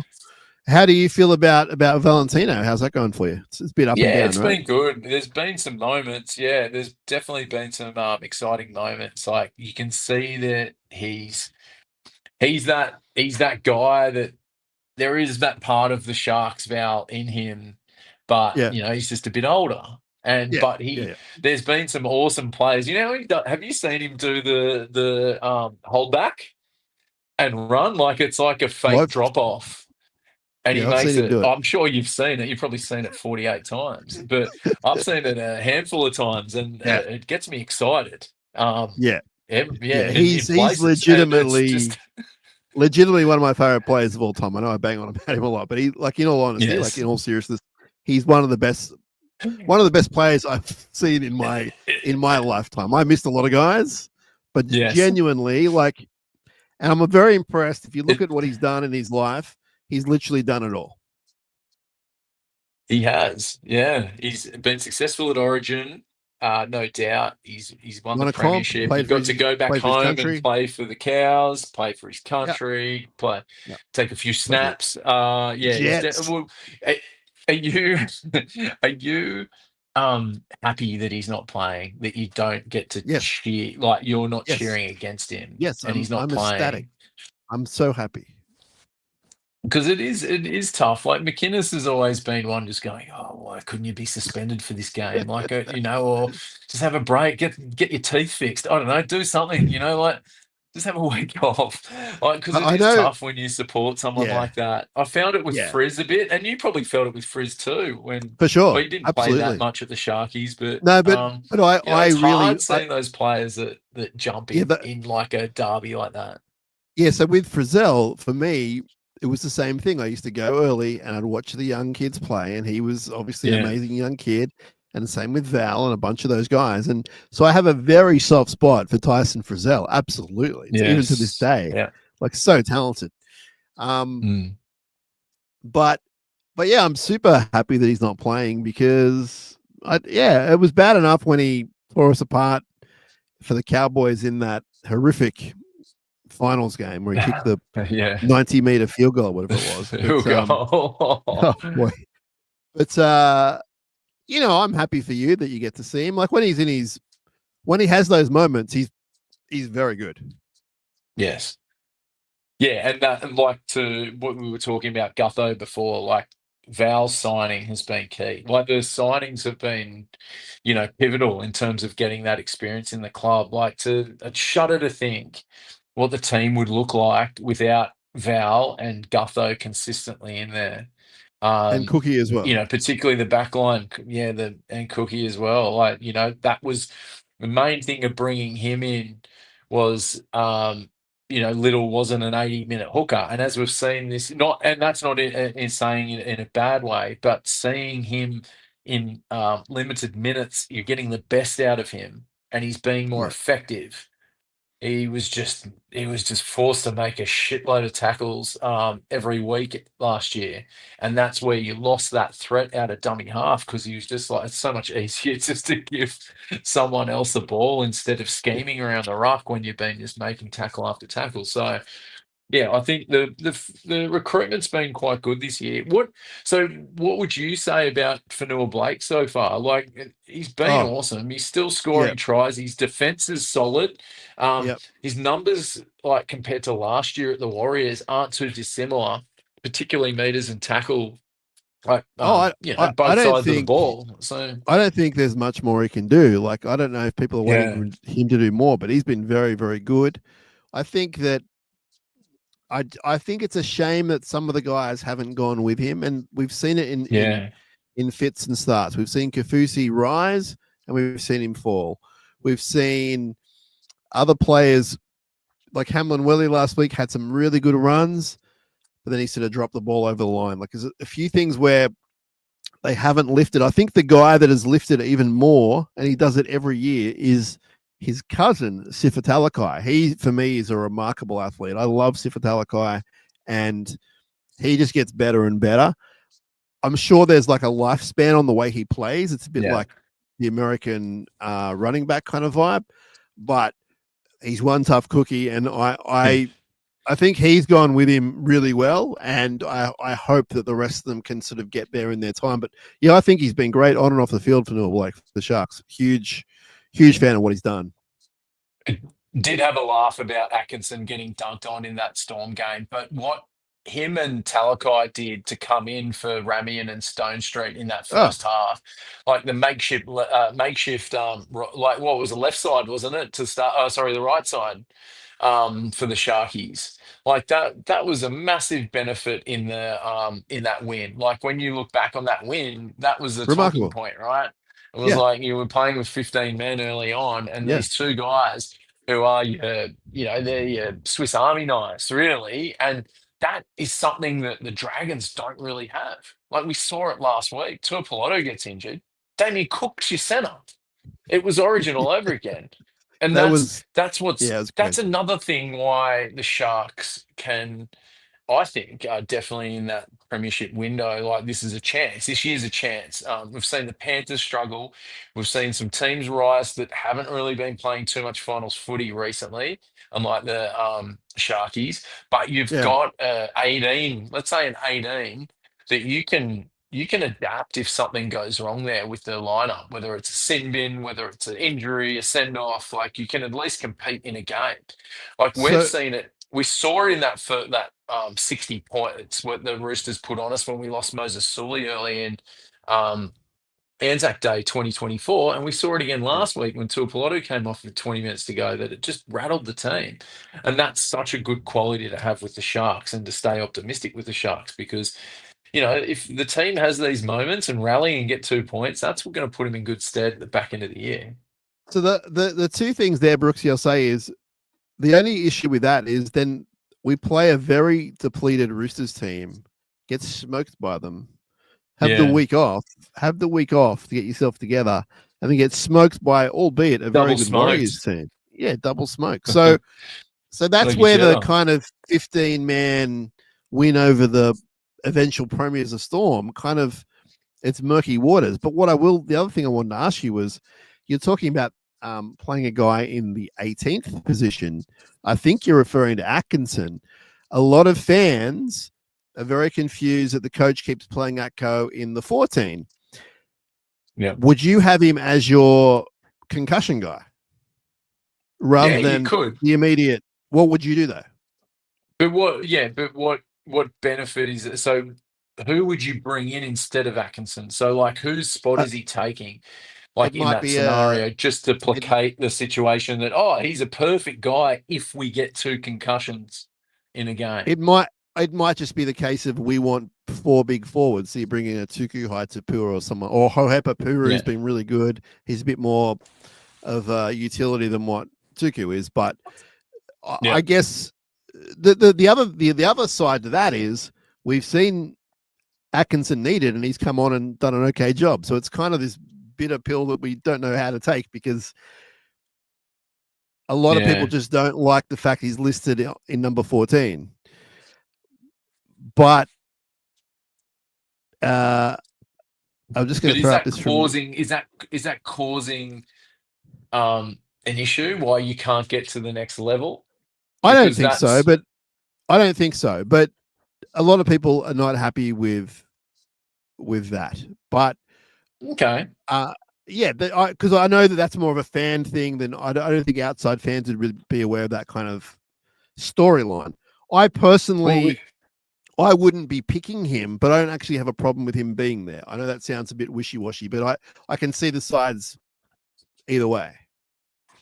Like, do you feel that any of your middles aren't playing enough, or do they need to play less? Like, do you think there's an effectiveness there that if we pick, let's say for argument's sake, Hazelton came back next week, and you added him to this 17 and took and made Atkinson your 18, like, I would and if he was good to go, like, would taking 5-10 minutes away from your middles just to give him 40 minutes, is that something you want? Is that something that you think is going to be better? Is that where is that rotation where you're missing, or is it good? Like, you feel like teams now really want to allow for that, like have someone in the 17 that's only going to play 15 minutes or whatever because they've got a good 16. I don't think it's rotation. result driven issue. Like, I don't think it's that much of an issue. Other people do, and that's fine. I don't think it's that sort of situation. It's more just some people are a bit perplexed by the fact that you keep naming a guy who's really not a forward, but he's a back, and occasionally it comes in handy. Trindle goes off, and like people go off. I get it, but it's just not something that every team does. But yeah, I just wanted an outsider's opinion there because it is a heavy storyline the past month. People sort of losing their minds. I'm personally not in that group, but people are not happy that he's there. I will say that for the derby tomorrow, the teams have been cut down, and Toby Rudolph and Hohepa Puru are the Yes. 18th and 19th men. And I wouldn't be surprised if there was a little switcheroo somewhere in that back line. We'll wait and see at 6:50 tomorrow. But Ooh. What are you yeah. thinking, Shinazz? Can you give us a hint? Oh, no, it's not about a hint or knowledge. I just think that sometimes people put the coach into a certain corner and then he'll surprise you and come out with something else. And it's not really his style, but I just got a feeling he might look for a bit of a change this week just to freshen things up. And I do think that if T Rudolph is ready, he will get a go, because the coach is a pretty big fan of his, and we always need another middle, in my opinion. So we'll see what happens there. Stay tuned to your socials at 6:50.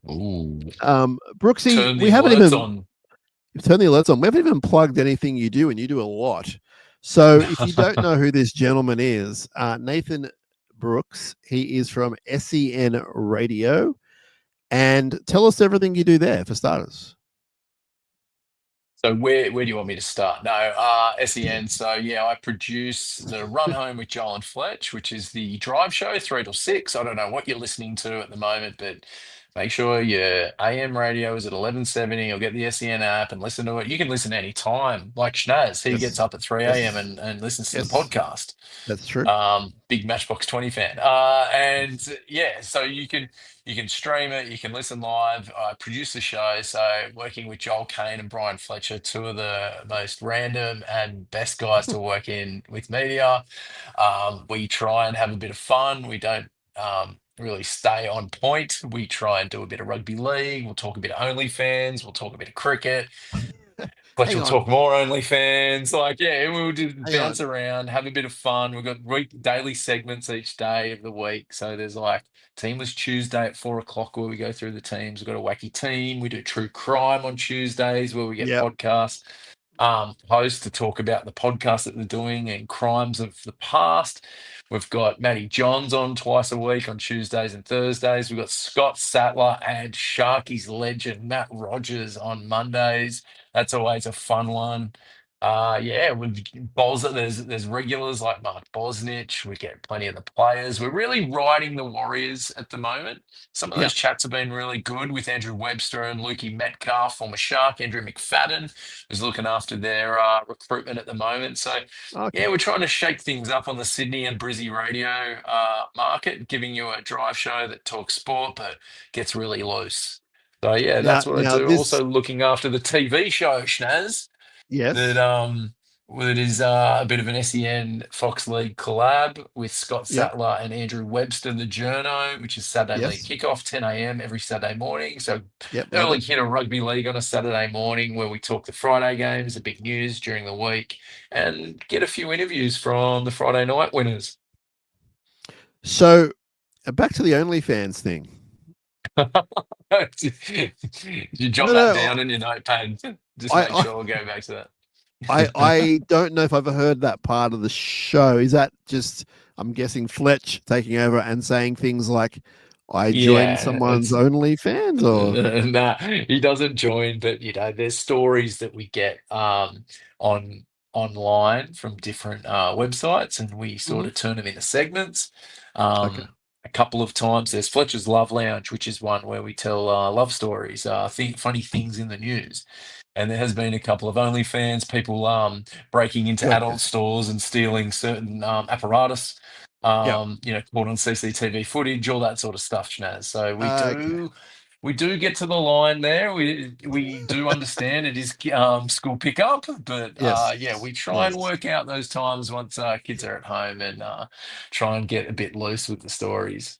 Now, the other thing I was going to say was, and having a laugh, right? It's too serious. Everything's too serious these days. Everything is serious. That's right. Mind you, if the Dragons lose this week, I'm tearing up my membership. Can we just talk about I do another podcast with a couple of comedians, Philpy and Barney, Andrew Barnett, who you would have seen on Fox, and Steve Philp, if you've gone to the Matty John show. And he's the warm-up guy. He's the guy telling the jokes. He's getting you ready. He's also a really good stand-up, does a lot of hosting. You might have seen him at a few gentlemen's lunches. But yeah, we were talking about people who get on social media and threaten to cancel their membership. They're the people that are never going to cancel their membership because they That's love the right. club so much. They're the That's one, right. and it's just funny. Like it's more the people who like can't be bothered. They're just like, oh, I'm not going to another game again, and they can't be bothered with social media. They're the ones you don't know you lose. Like the people that actually write that go, I'm going to turn up every week, but I'm going to tell them on Facebook that I'm never going to another game again. So There is like, that's there is nothing that's the funny funnier thing. than a And then person threatening. Yeah, nothing and then funnier. they're watching under 12s and going, oh yeah, he's going to be good in 8 years. Like he's there at 2:30 for a 7:30 kickoff. Like Yeah, it's crazy. It's a what do you call it? It's a weak threat, but it's a very weak I threat. know that's rugby league, and that's why we love rugby league. There's passionate people out there, Oh, there's and some I love characters. working in the media. That's like there's passionate Sharkies fans that watch it. I've seen it post game. Yeah, I've had a yeah. few vinos on the couch, and the Sharks are on, and I've seen that Seb Christ has scored late, and Oh, first thing jeez. I go 2 words, I go SharkCast. I search it and I That find was that live stream and I that was jump on and yeah, that it was was not a tough. great night. That one of the Tigers game was brutal, brutal. But The yeah, the that's why dogs you do got it, the Shinazz.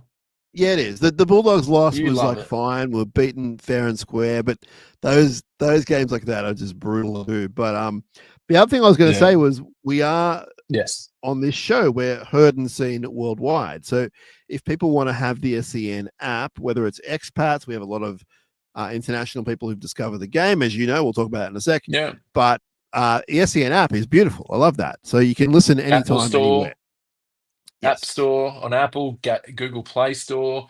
Podcasts are Yes. great. They're on Apple and Spotify. There's plenty of Yeah. shows there. If Yeah. you like AFL, I feel sorry for you, but there's also Melbourne content that you can jump on there. Kane Corns is probably ripping into Origin again. Who knows? Like, just go on there and We listen to a do few love guys our talk about Melbourne. kicking and sharing. We love our Melbourne SEN. It has Yeah, to be said. of course, they're very good Yeah. at what they do down there. But Yeah. there's that Sydney-Melbourne rivalry. You know it too well, Shinazz. 2016. Come on, I like know. I remember. you know, I remember. you. I think it's a funny thing because it is a Code War thing, but at the same time, it's like it's about the city. Like some people like their lattes and rain and like that stuff, whereas other people like beaches and rugby league and doing things with their weekend. Like it's beautiful. This is it. It's the derby in a different form. That's why we Now, do it. the last time you watched the Cronulla Sharks in the flesh was in Las Oh, Vegas, Nevada. it was. You And asked the I question remember. and answered it for me. That's great. Thank you. And you and It's a I had great a podcast. lot of fun over there. Yeah, we And did. it started with you not turning up to Bungard's podcast, the Boom Rookies. Yes, I did have a big night the night before at the hockey, and not just the Well, hockey, but also in the casinos that you were yes, hanging out in. I was on how you say a heater. I think they call it in Yeah. those parts of the world. Yeah, the rumors were flying thick and fast that morning, my friend. Yes, yeah. However, we did have a great night Yeah. out, and then you made it to you were there for work, obviously, and well, Yeah. not obviously, but you were there for work, and somehow you made Yeah. it to work and you got through your shift. And Yeah, tell us about your Vegas professional. experience on game day.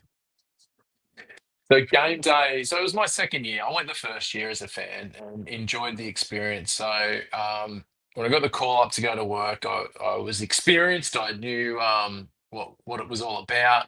I thought it was a great year. Hard with the 4 games. I think they've Yeah, gone down to 3 this for next year, yeah, where my Dragons are going to be over there. So I think that was a good thing. But the turnout, I thought the Raiders and the Warriors and the Sharks fans in particular, even the Penrith fans were great. The Super League fans were great too. It was a great turnout. I think everyone saw and got a bit jealous last year that they weren't there, and it felt like Yeah. there was a lot of fans from those 4 teams that made the trek this year and wanted to be there for such an iconic moment for their club, their respective clubs. But yeah, so we were working in, we were calling the 2 NRL games, so which was cool because you got a chance. I got on the sideline and watched the Super League game, most of the Super League game, went up to the box. Like I rigged our comm box the day before so that it was basically just plug it in, call back home, and do a quick Yep. test, and we were ready to broadcast. We didn't have any issues, which was great. You could listen live in the stadium with that SEN app too, Shinazz. So you were getting real-time call from Joel Kane and Tim Manor. So it was awesome to work with those guys. Fletch was hanging around because he was he was basically doing the post-match show, and Yep. he didn't have any other commitments, so he was just Wow. swanning around for 8 hours. So he came up to the box, and we had so we basically had all the teams that lost in the box next to us. So Oh, we had Sammy Burgess, we had Andrew Webster, we had the England coach, and we had your coach. So we sort of knew going in when Fitzy went in, we were like, oh, that box has been bit amazing. shit. Wow. And Wow. yeah, the funny the because they're the boxes for the NFL, right? So Yeah. it was all the coordinators sit up there, and they've Yep. got phones, like there's red phones, like defensive phone, attacking phone, all this sort of stuff. So they would Amazing. get on an old school phone and just call down to the sideline. So there was the defensive phone, and Fletch went over there like after the English game and started picking up the handset, going, "Hello, hello, is anyone there?" So the Aussies scored 90 points. Oh, they sure did. It's very good. Like, but yeah, that experience was great. Seeing the boxers, like the Sharkies were pretty calm, like during that game. I know it was a Yeah. close match, but Yeah. it Yeah. was good insight to see Andrew Webster and Craig Fitzgibbon and their respective teams at work there, because it was sort of like, you don't, once you rig the stadium and you're producing radio, there's a few commitments. The big thing was rigging it all up, but got to see the coaches' boxes and how they react and how they behave during games. Sam Burgess got a bit flustered. His first game, it was one of his first games in charge for Warrington, so you'd tell there Yeah. was a bit of tense. It was tense, but no, it was a great experience, and I actually really enjoy the fact that we're embracing the US and we're going over there and getting games over there. Look, it might be for minimal return, but I've met so many people the first 2 times that been going there, locals, people from like a Ukrainian guy named I met him. um, our man, yeah, Vlad, and Flat. he met him the first year. He came the second year. He loves it. He watches a Roosters fan. He's already got his tickets for this year. Like Yeah. it's engaged. Like we're not getting hundreds of thousands of fans, but isn't it great hearing those stories and meeting those people and knowing that that rugby league's making a dent on other people's lives, like and giving them something to watch at like 2 a.m. and 3 a.m. Like Yeah. just Yeah. streaming NRL games. That's cool. And it happens in all sports. Like we watch NFL and NBA, and when I speak to my American friends, they're like, "You guys are crazy down there. Like you're Yeah. drinking coffee watching NFL on a Monday morning." But that's what we do. We love Yeah. sport. We love the competition. Like it's Man, we it's great to see the NRL like branching out. Like AFL can't do that. They don't yeah. have the ability to do what they've done. They've tried New Zealand, they've tried China to no avail. This has somewhat been successful, and who knows? We could be in LA, we could be in New York. Super League could do something in New York or Florida or Boston. Yeah. The It's stadiums it are was there. it was quite overwhelming for me to meet so many listeners of ours in like Yeah, random places. Like I'm talking yeah. from customs to walking through a casino Interrogation to room. no, no, literally everywhere I went, it was like, Yeah, hey SharkCast or hey podcast guy or hey Shark yeah. Man. Like Head people body, kind of head body knew, guy. yeah, they knew my deal. It was hilarious. And it was That's like awesome. the main thing was it was really I guess satisfying to know that, I mean, I see the numbers and everything else, but to actually meet people across the world. And the Yeah, thing is, like, a percentage of them live in America or Europe or wherever else and had traveled.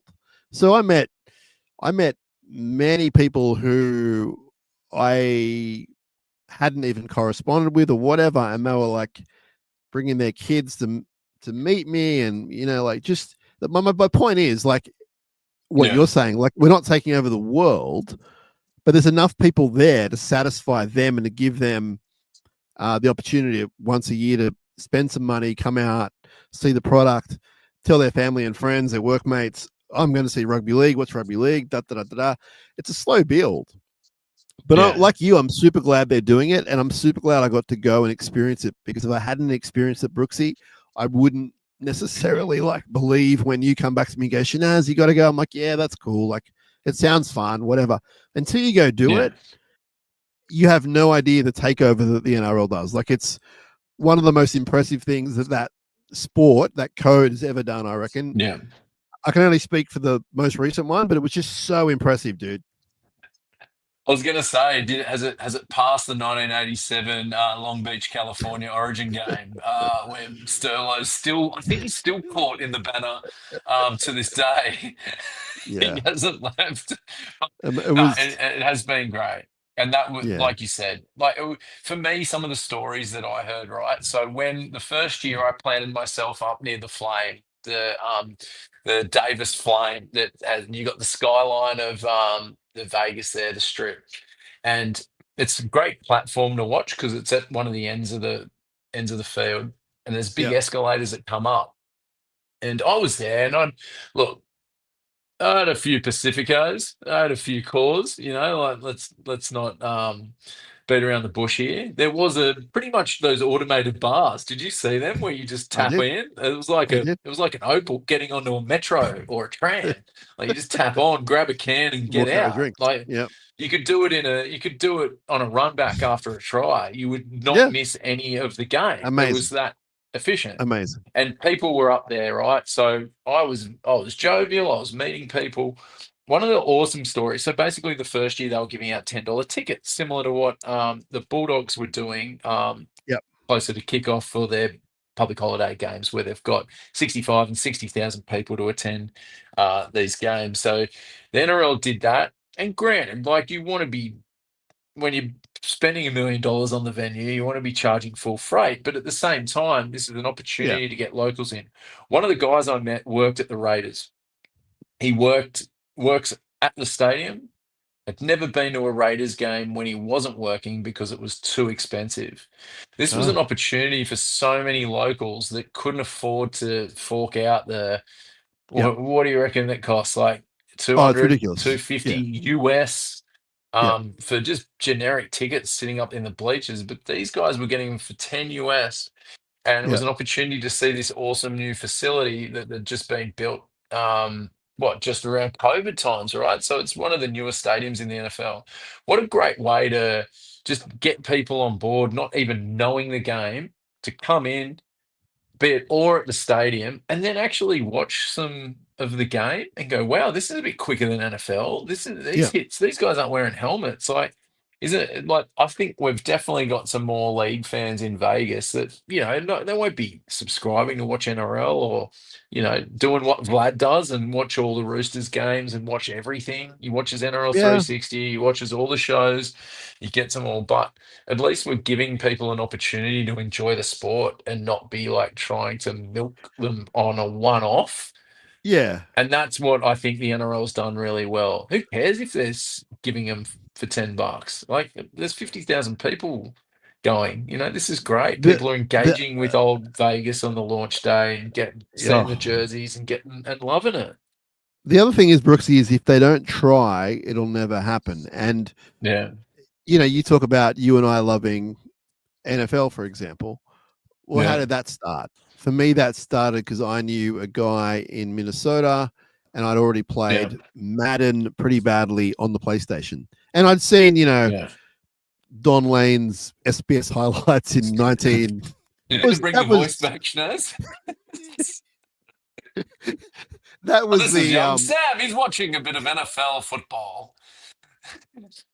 Vince Lombardi that was my experience. He leads the Packers to another big season. Yes, sorry. That was my experience. But now, in the world we're living in, it's changed, hopefully, from that voice. Red Zone, Scott Hansen. Yeah.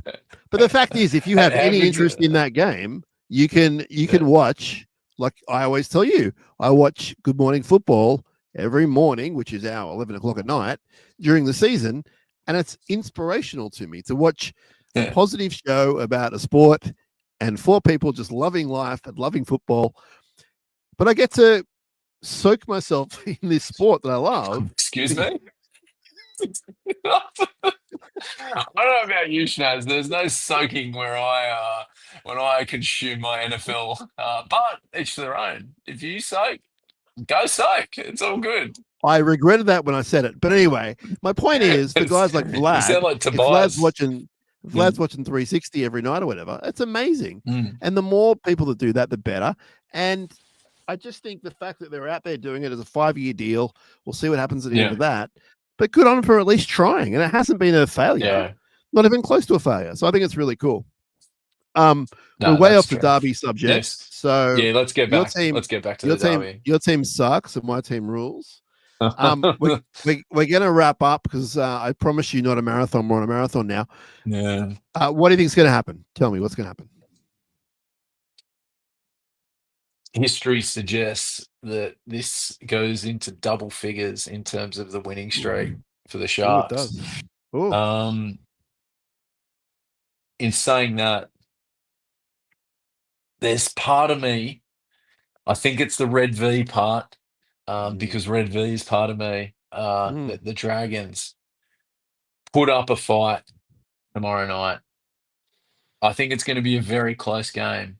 I think there's not that many points in it. I'm thinking 20-18, 22-20, and 18-16. I think it could be 2-4 points. Could come down to goal kicking. Oh, who would be kicking our goals? Yeah, who's your goal kicker? Gutho. Gutho? Is Gutho a kicker? Gutho. I don't know. Damien Cook? Ooh, this doesn't get any better, does it? I'll take Nico.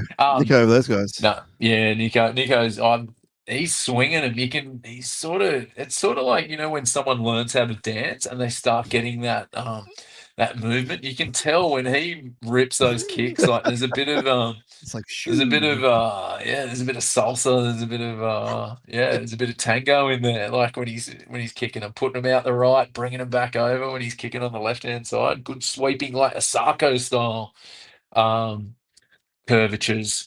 But this is going to look great on the short 1-minute clips we put up on Insta tomorrow.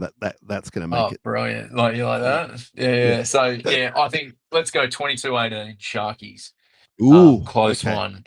I think that's gonna be a tough watch. I think it will be. I think we'll be in until about the last 10 minutes. I think we'll know. But 4 points, who knows?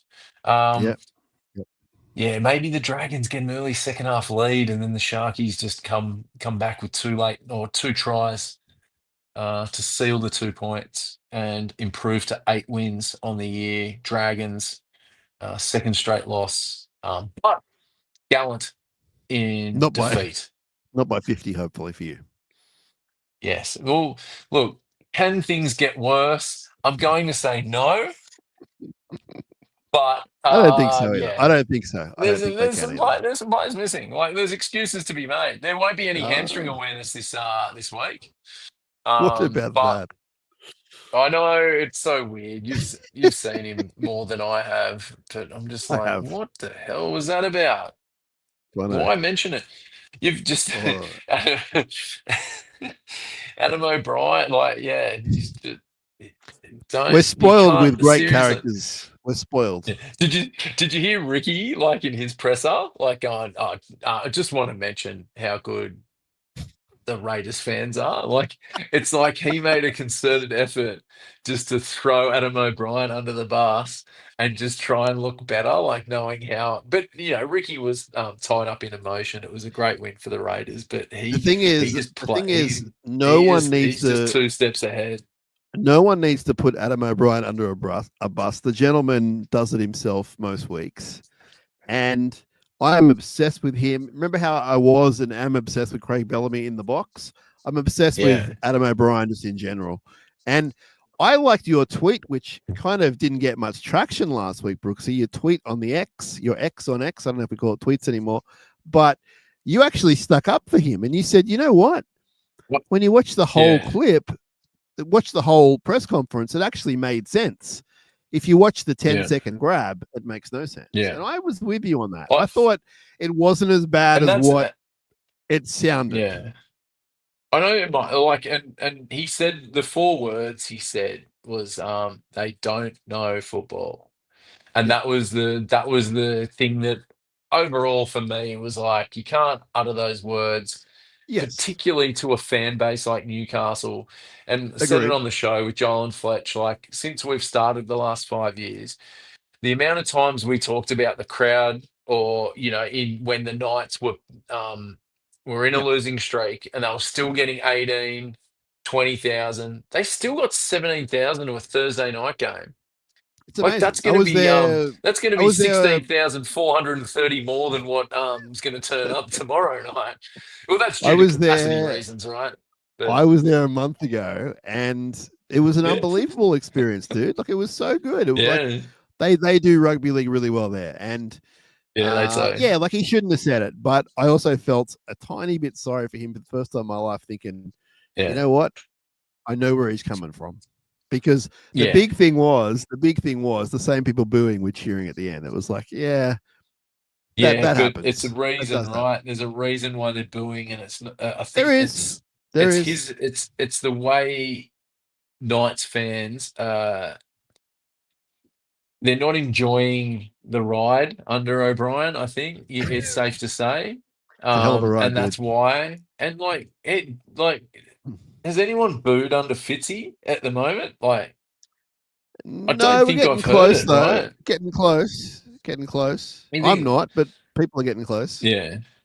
Like But yeah, I think he's a respectful coach, and he he's quite sneaky articulate, like in terms of what he says I in the think so. presses and how he does interviews. Like I don't think you would expect that, but he is. He's a good coach. I would love to have him as a coach at the Dragons. Like, you know, Well, he only played 2 seasons, I think it was, maybe one even the one. Like one I year, feel yeah. like it was 199, and then he was off to the Roosters, and he was an Illawarra Steeler before, so Oh I've got yeah, it was that bias Illawarra, there. then But 1 year, yeah. Let me just leave you with this, Brooks. Let me leave you with yeah. this. Oh, So is this a the saying or a quote? I it's like when you it's finish off with like reciting philosophers. it's Modern not day Kerouac or rugby anything. league. So what I wanted to say was Yes. we're looking to avoid a third straight loss under him in the one season for just the third time. So twice we've lost 3 straight games in a regular Yeah. season, just twice. So his bounce back is actually pretty good. Now, Yeah. I think that's hugely important. Like we don't go on losing streaks under this guy. And maybe that's why people are freaking out, you know, 2 40-point losses. That's not great, obviously, in Yeah. any circumstance. But I actually put a lot of faith in a person that can actually keep us on the straight and narrow for most of this crazy, way too long year. Like, okay, he loses every now and then 2 games in a row, then he bounces back. I think that's pretty good. Like you could be on much Gotta longer respect losing that. streaks. Yeah. Yeah. So that's why Well, when people are losing their proverbial this week, and I understand why, but I'm also yeah. like, well, you know, I think that it's not as bad as what it seems. Like this is the bounce back. We play you guys, and then it gets tougher. We go to Brisbane, we go to Melbourne. Let's see what we're made of. But I want to give the guy at least True. one more game before I, get too negative. You're getting emotional there, Shinazz. I liked I it. was tearing up. I will leave the last word to our friend Wesley, who's been hanging out all night. He Yeah, Wes. said, I'm not big on the yoga mat presses, I must confess. I think it's something to do with Fitzy and yeah. I feel like Anyway. he's a bit of a dojo guy too. Like the dojo's He is a dojo come back guy. into rugby league. Yeah. He is. Yeah, Yeah. let's get in there and have a bit of a wrestle. Don't mess with the Fits, dude. No. He's like literally probably the toughest guy in the club, aside from maybe Fanua Blake, maybe Sifa Talakai.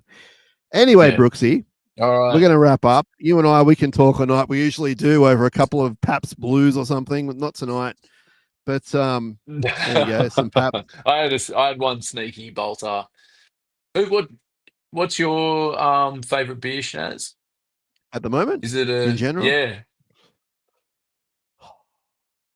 I'm pretty easy to please. You know what's really good locally is I believe it's just called the Marrickville Lager, and it's just a really crisp, Oh, nice, locally independent made, as far as I know, lager. I get that when I'm in the inner west a lot. and you do go there Go there. with your guitar. The guitar, yeah. I booked another gig today, Brooksy. Look out. Oh yeah, Um, give it a shout out. Oh, well, once it's official and everything, I will. But Oh, okay, fair enough. hang on. So our our friend Wesley's he's in Japan. Oh, he's in There you Japan. Oh, I told you we're konnichiwa. worldwide, Oh baby. no, konbanwa maybe. I think go. for Wesley. But yeah, we're worldwide, baby. So Wesley, if you don't have the SEN app, download it. Brooksy, you'll have to do the time difference, but 3 o'clock is Sydney time, and you'll find Brooksy weekdays. But we will say goodbye, Brooksy. Good luck tomorrow night. I'm sure that I will speed dial you as soon as that hooter goes, and you will brush me like you normally do. Yeah, I'll turn that. Yeah, the last 9 times.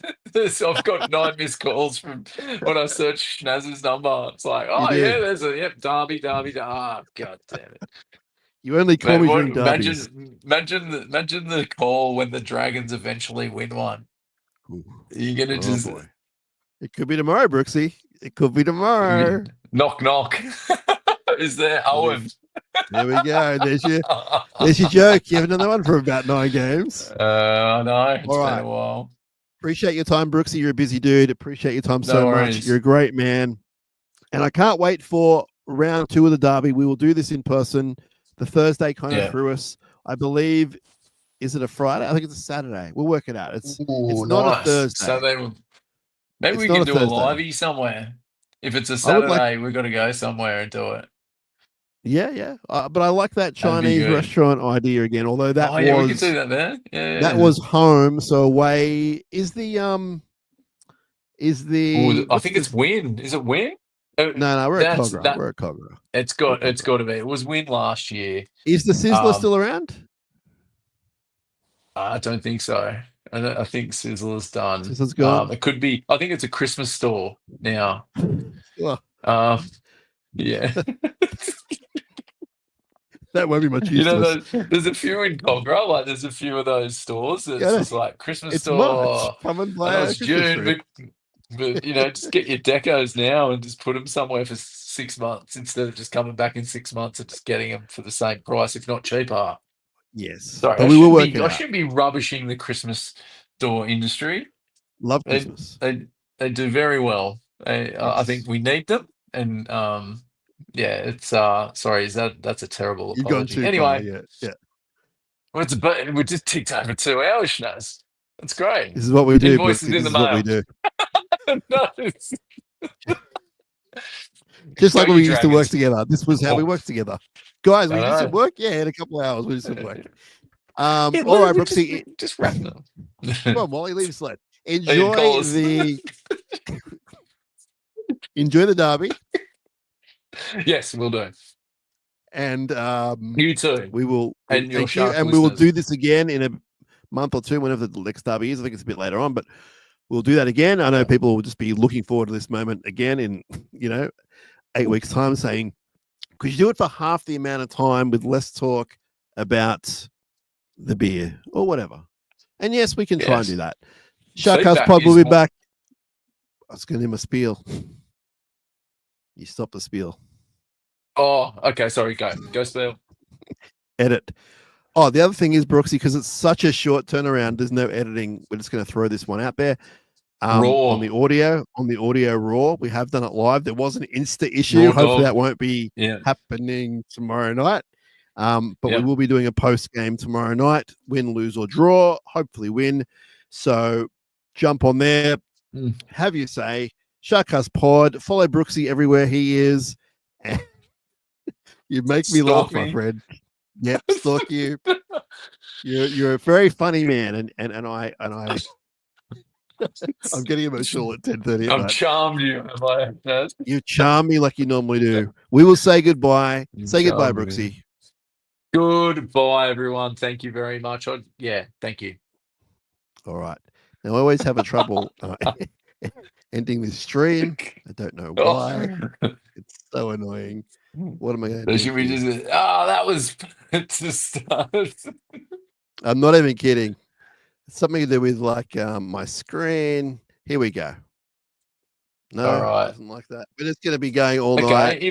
This is If awesome. we've got some bonus material, I'm just going to look up the draw and see when the Please next do. Sharkies Dragons game is. And it is round 23, Jubilee Stadium, Saturday, 3 p.m. on the 9th of August.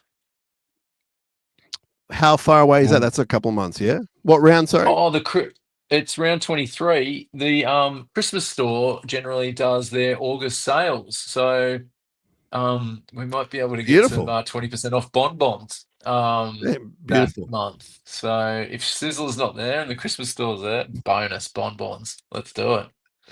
So you guys want to do a live show from a Christmas store, and your show's not about Christmas. No, it's about the local derby. What's your favorite Easter treat? Well, all right, Brookesy, I found the button, so we're good to go. Goodbye, everyone. We'll see Hit you at it. the derby. Stay tuned. We're not going anywhere. Up Cronulla, or as Brookesy says, Oh, when the Saints go marching in. So when the Saints go marching in, I want to be in that number. Oh, when the Saints go marching in.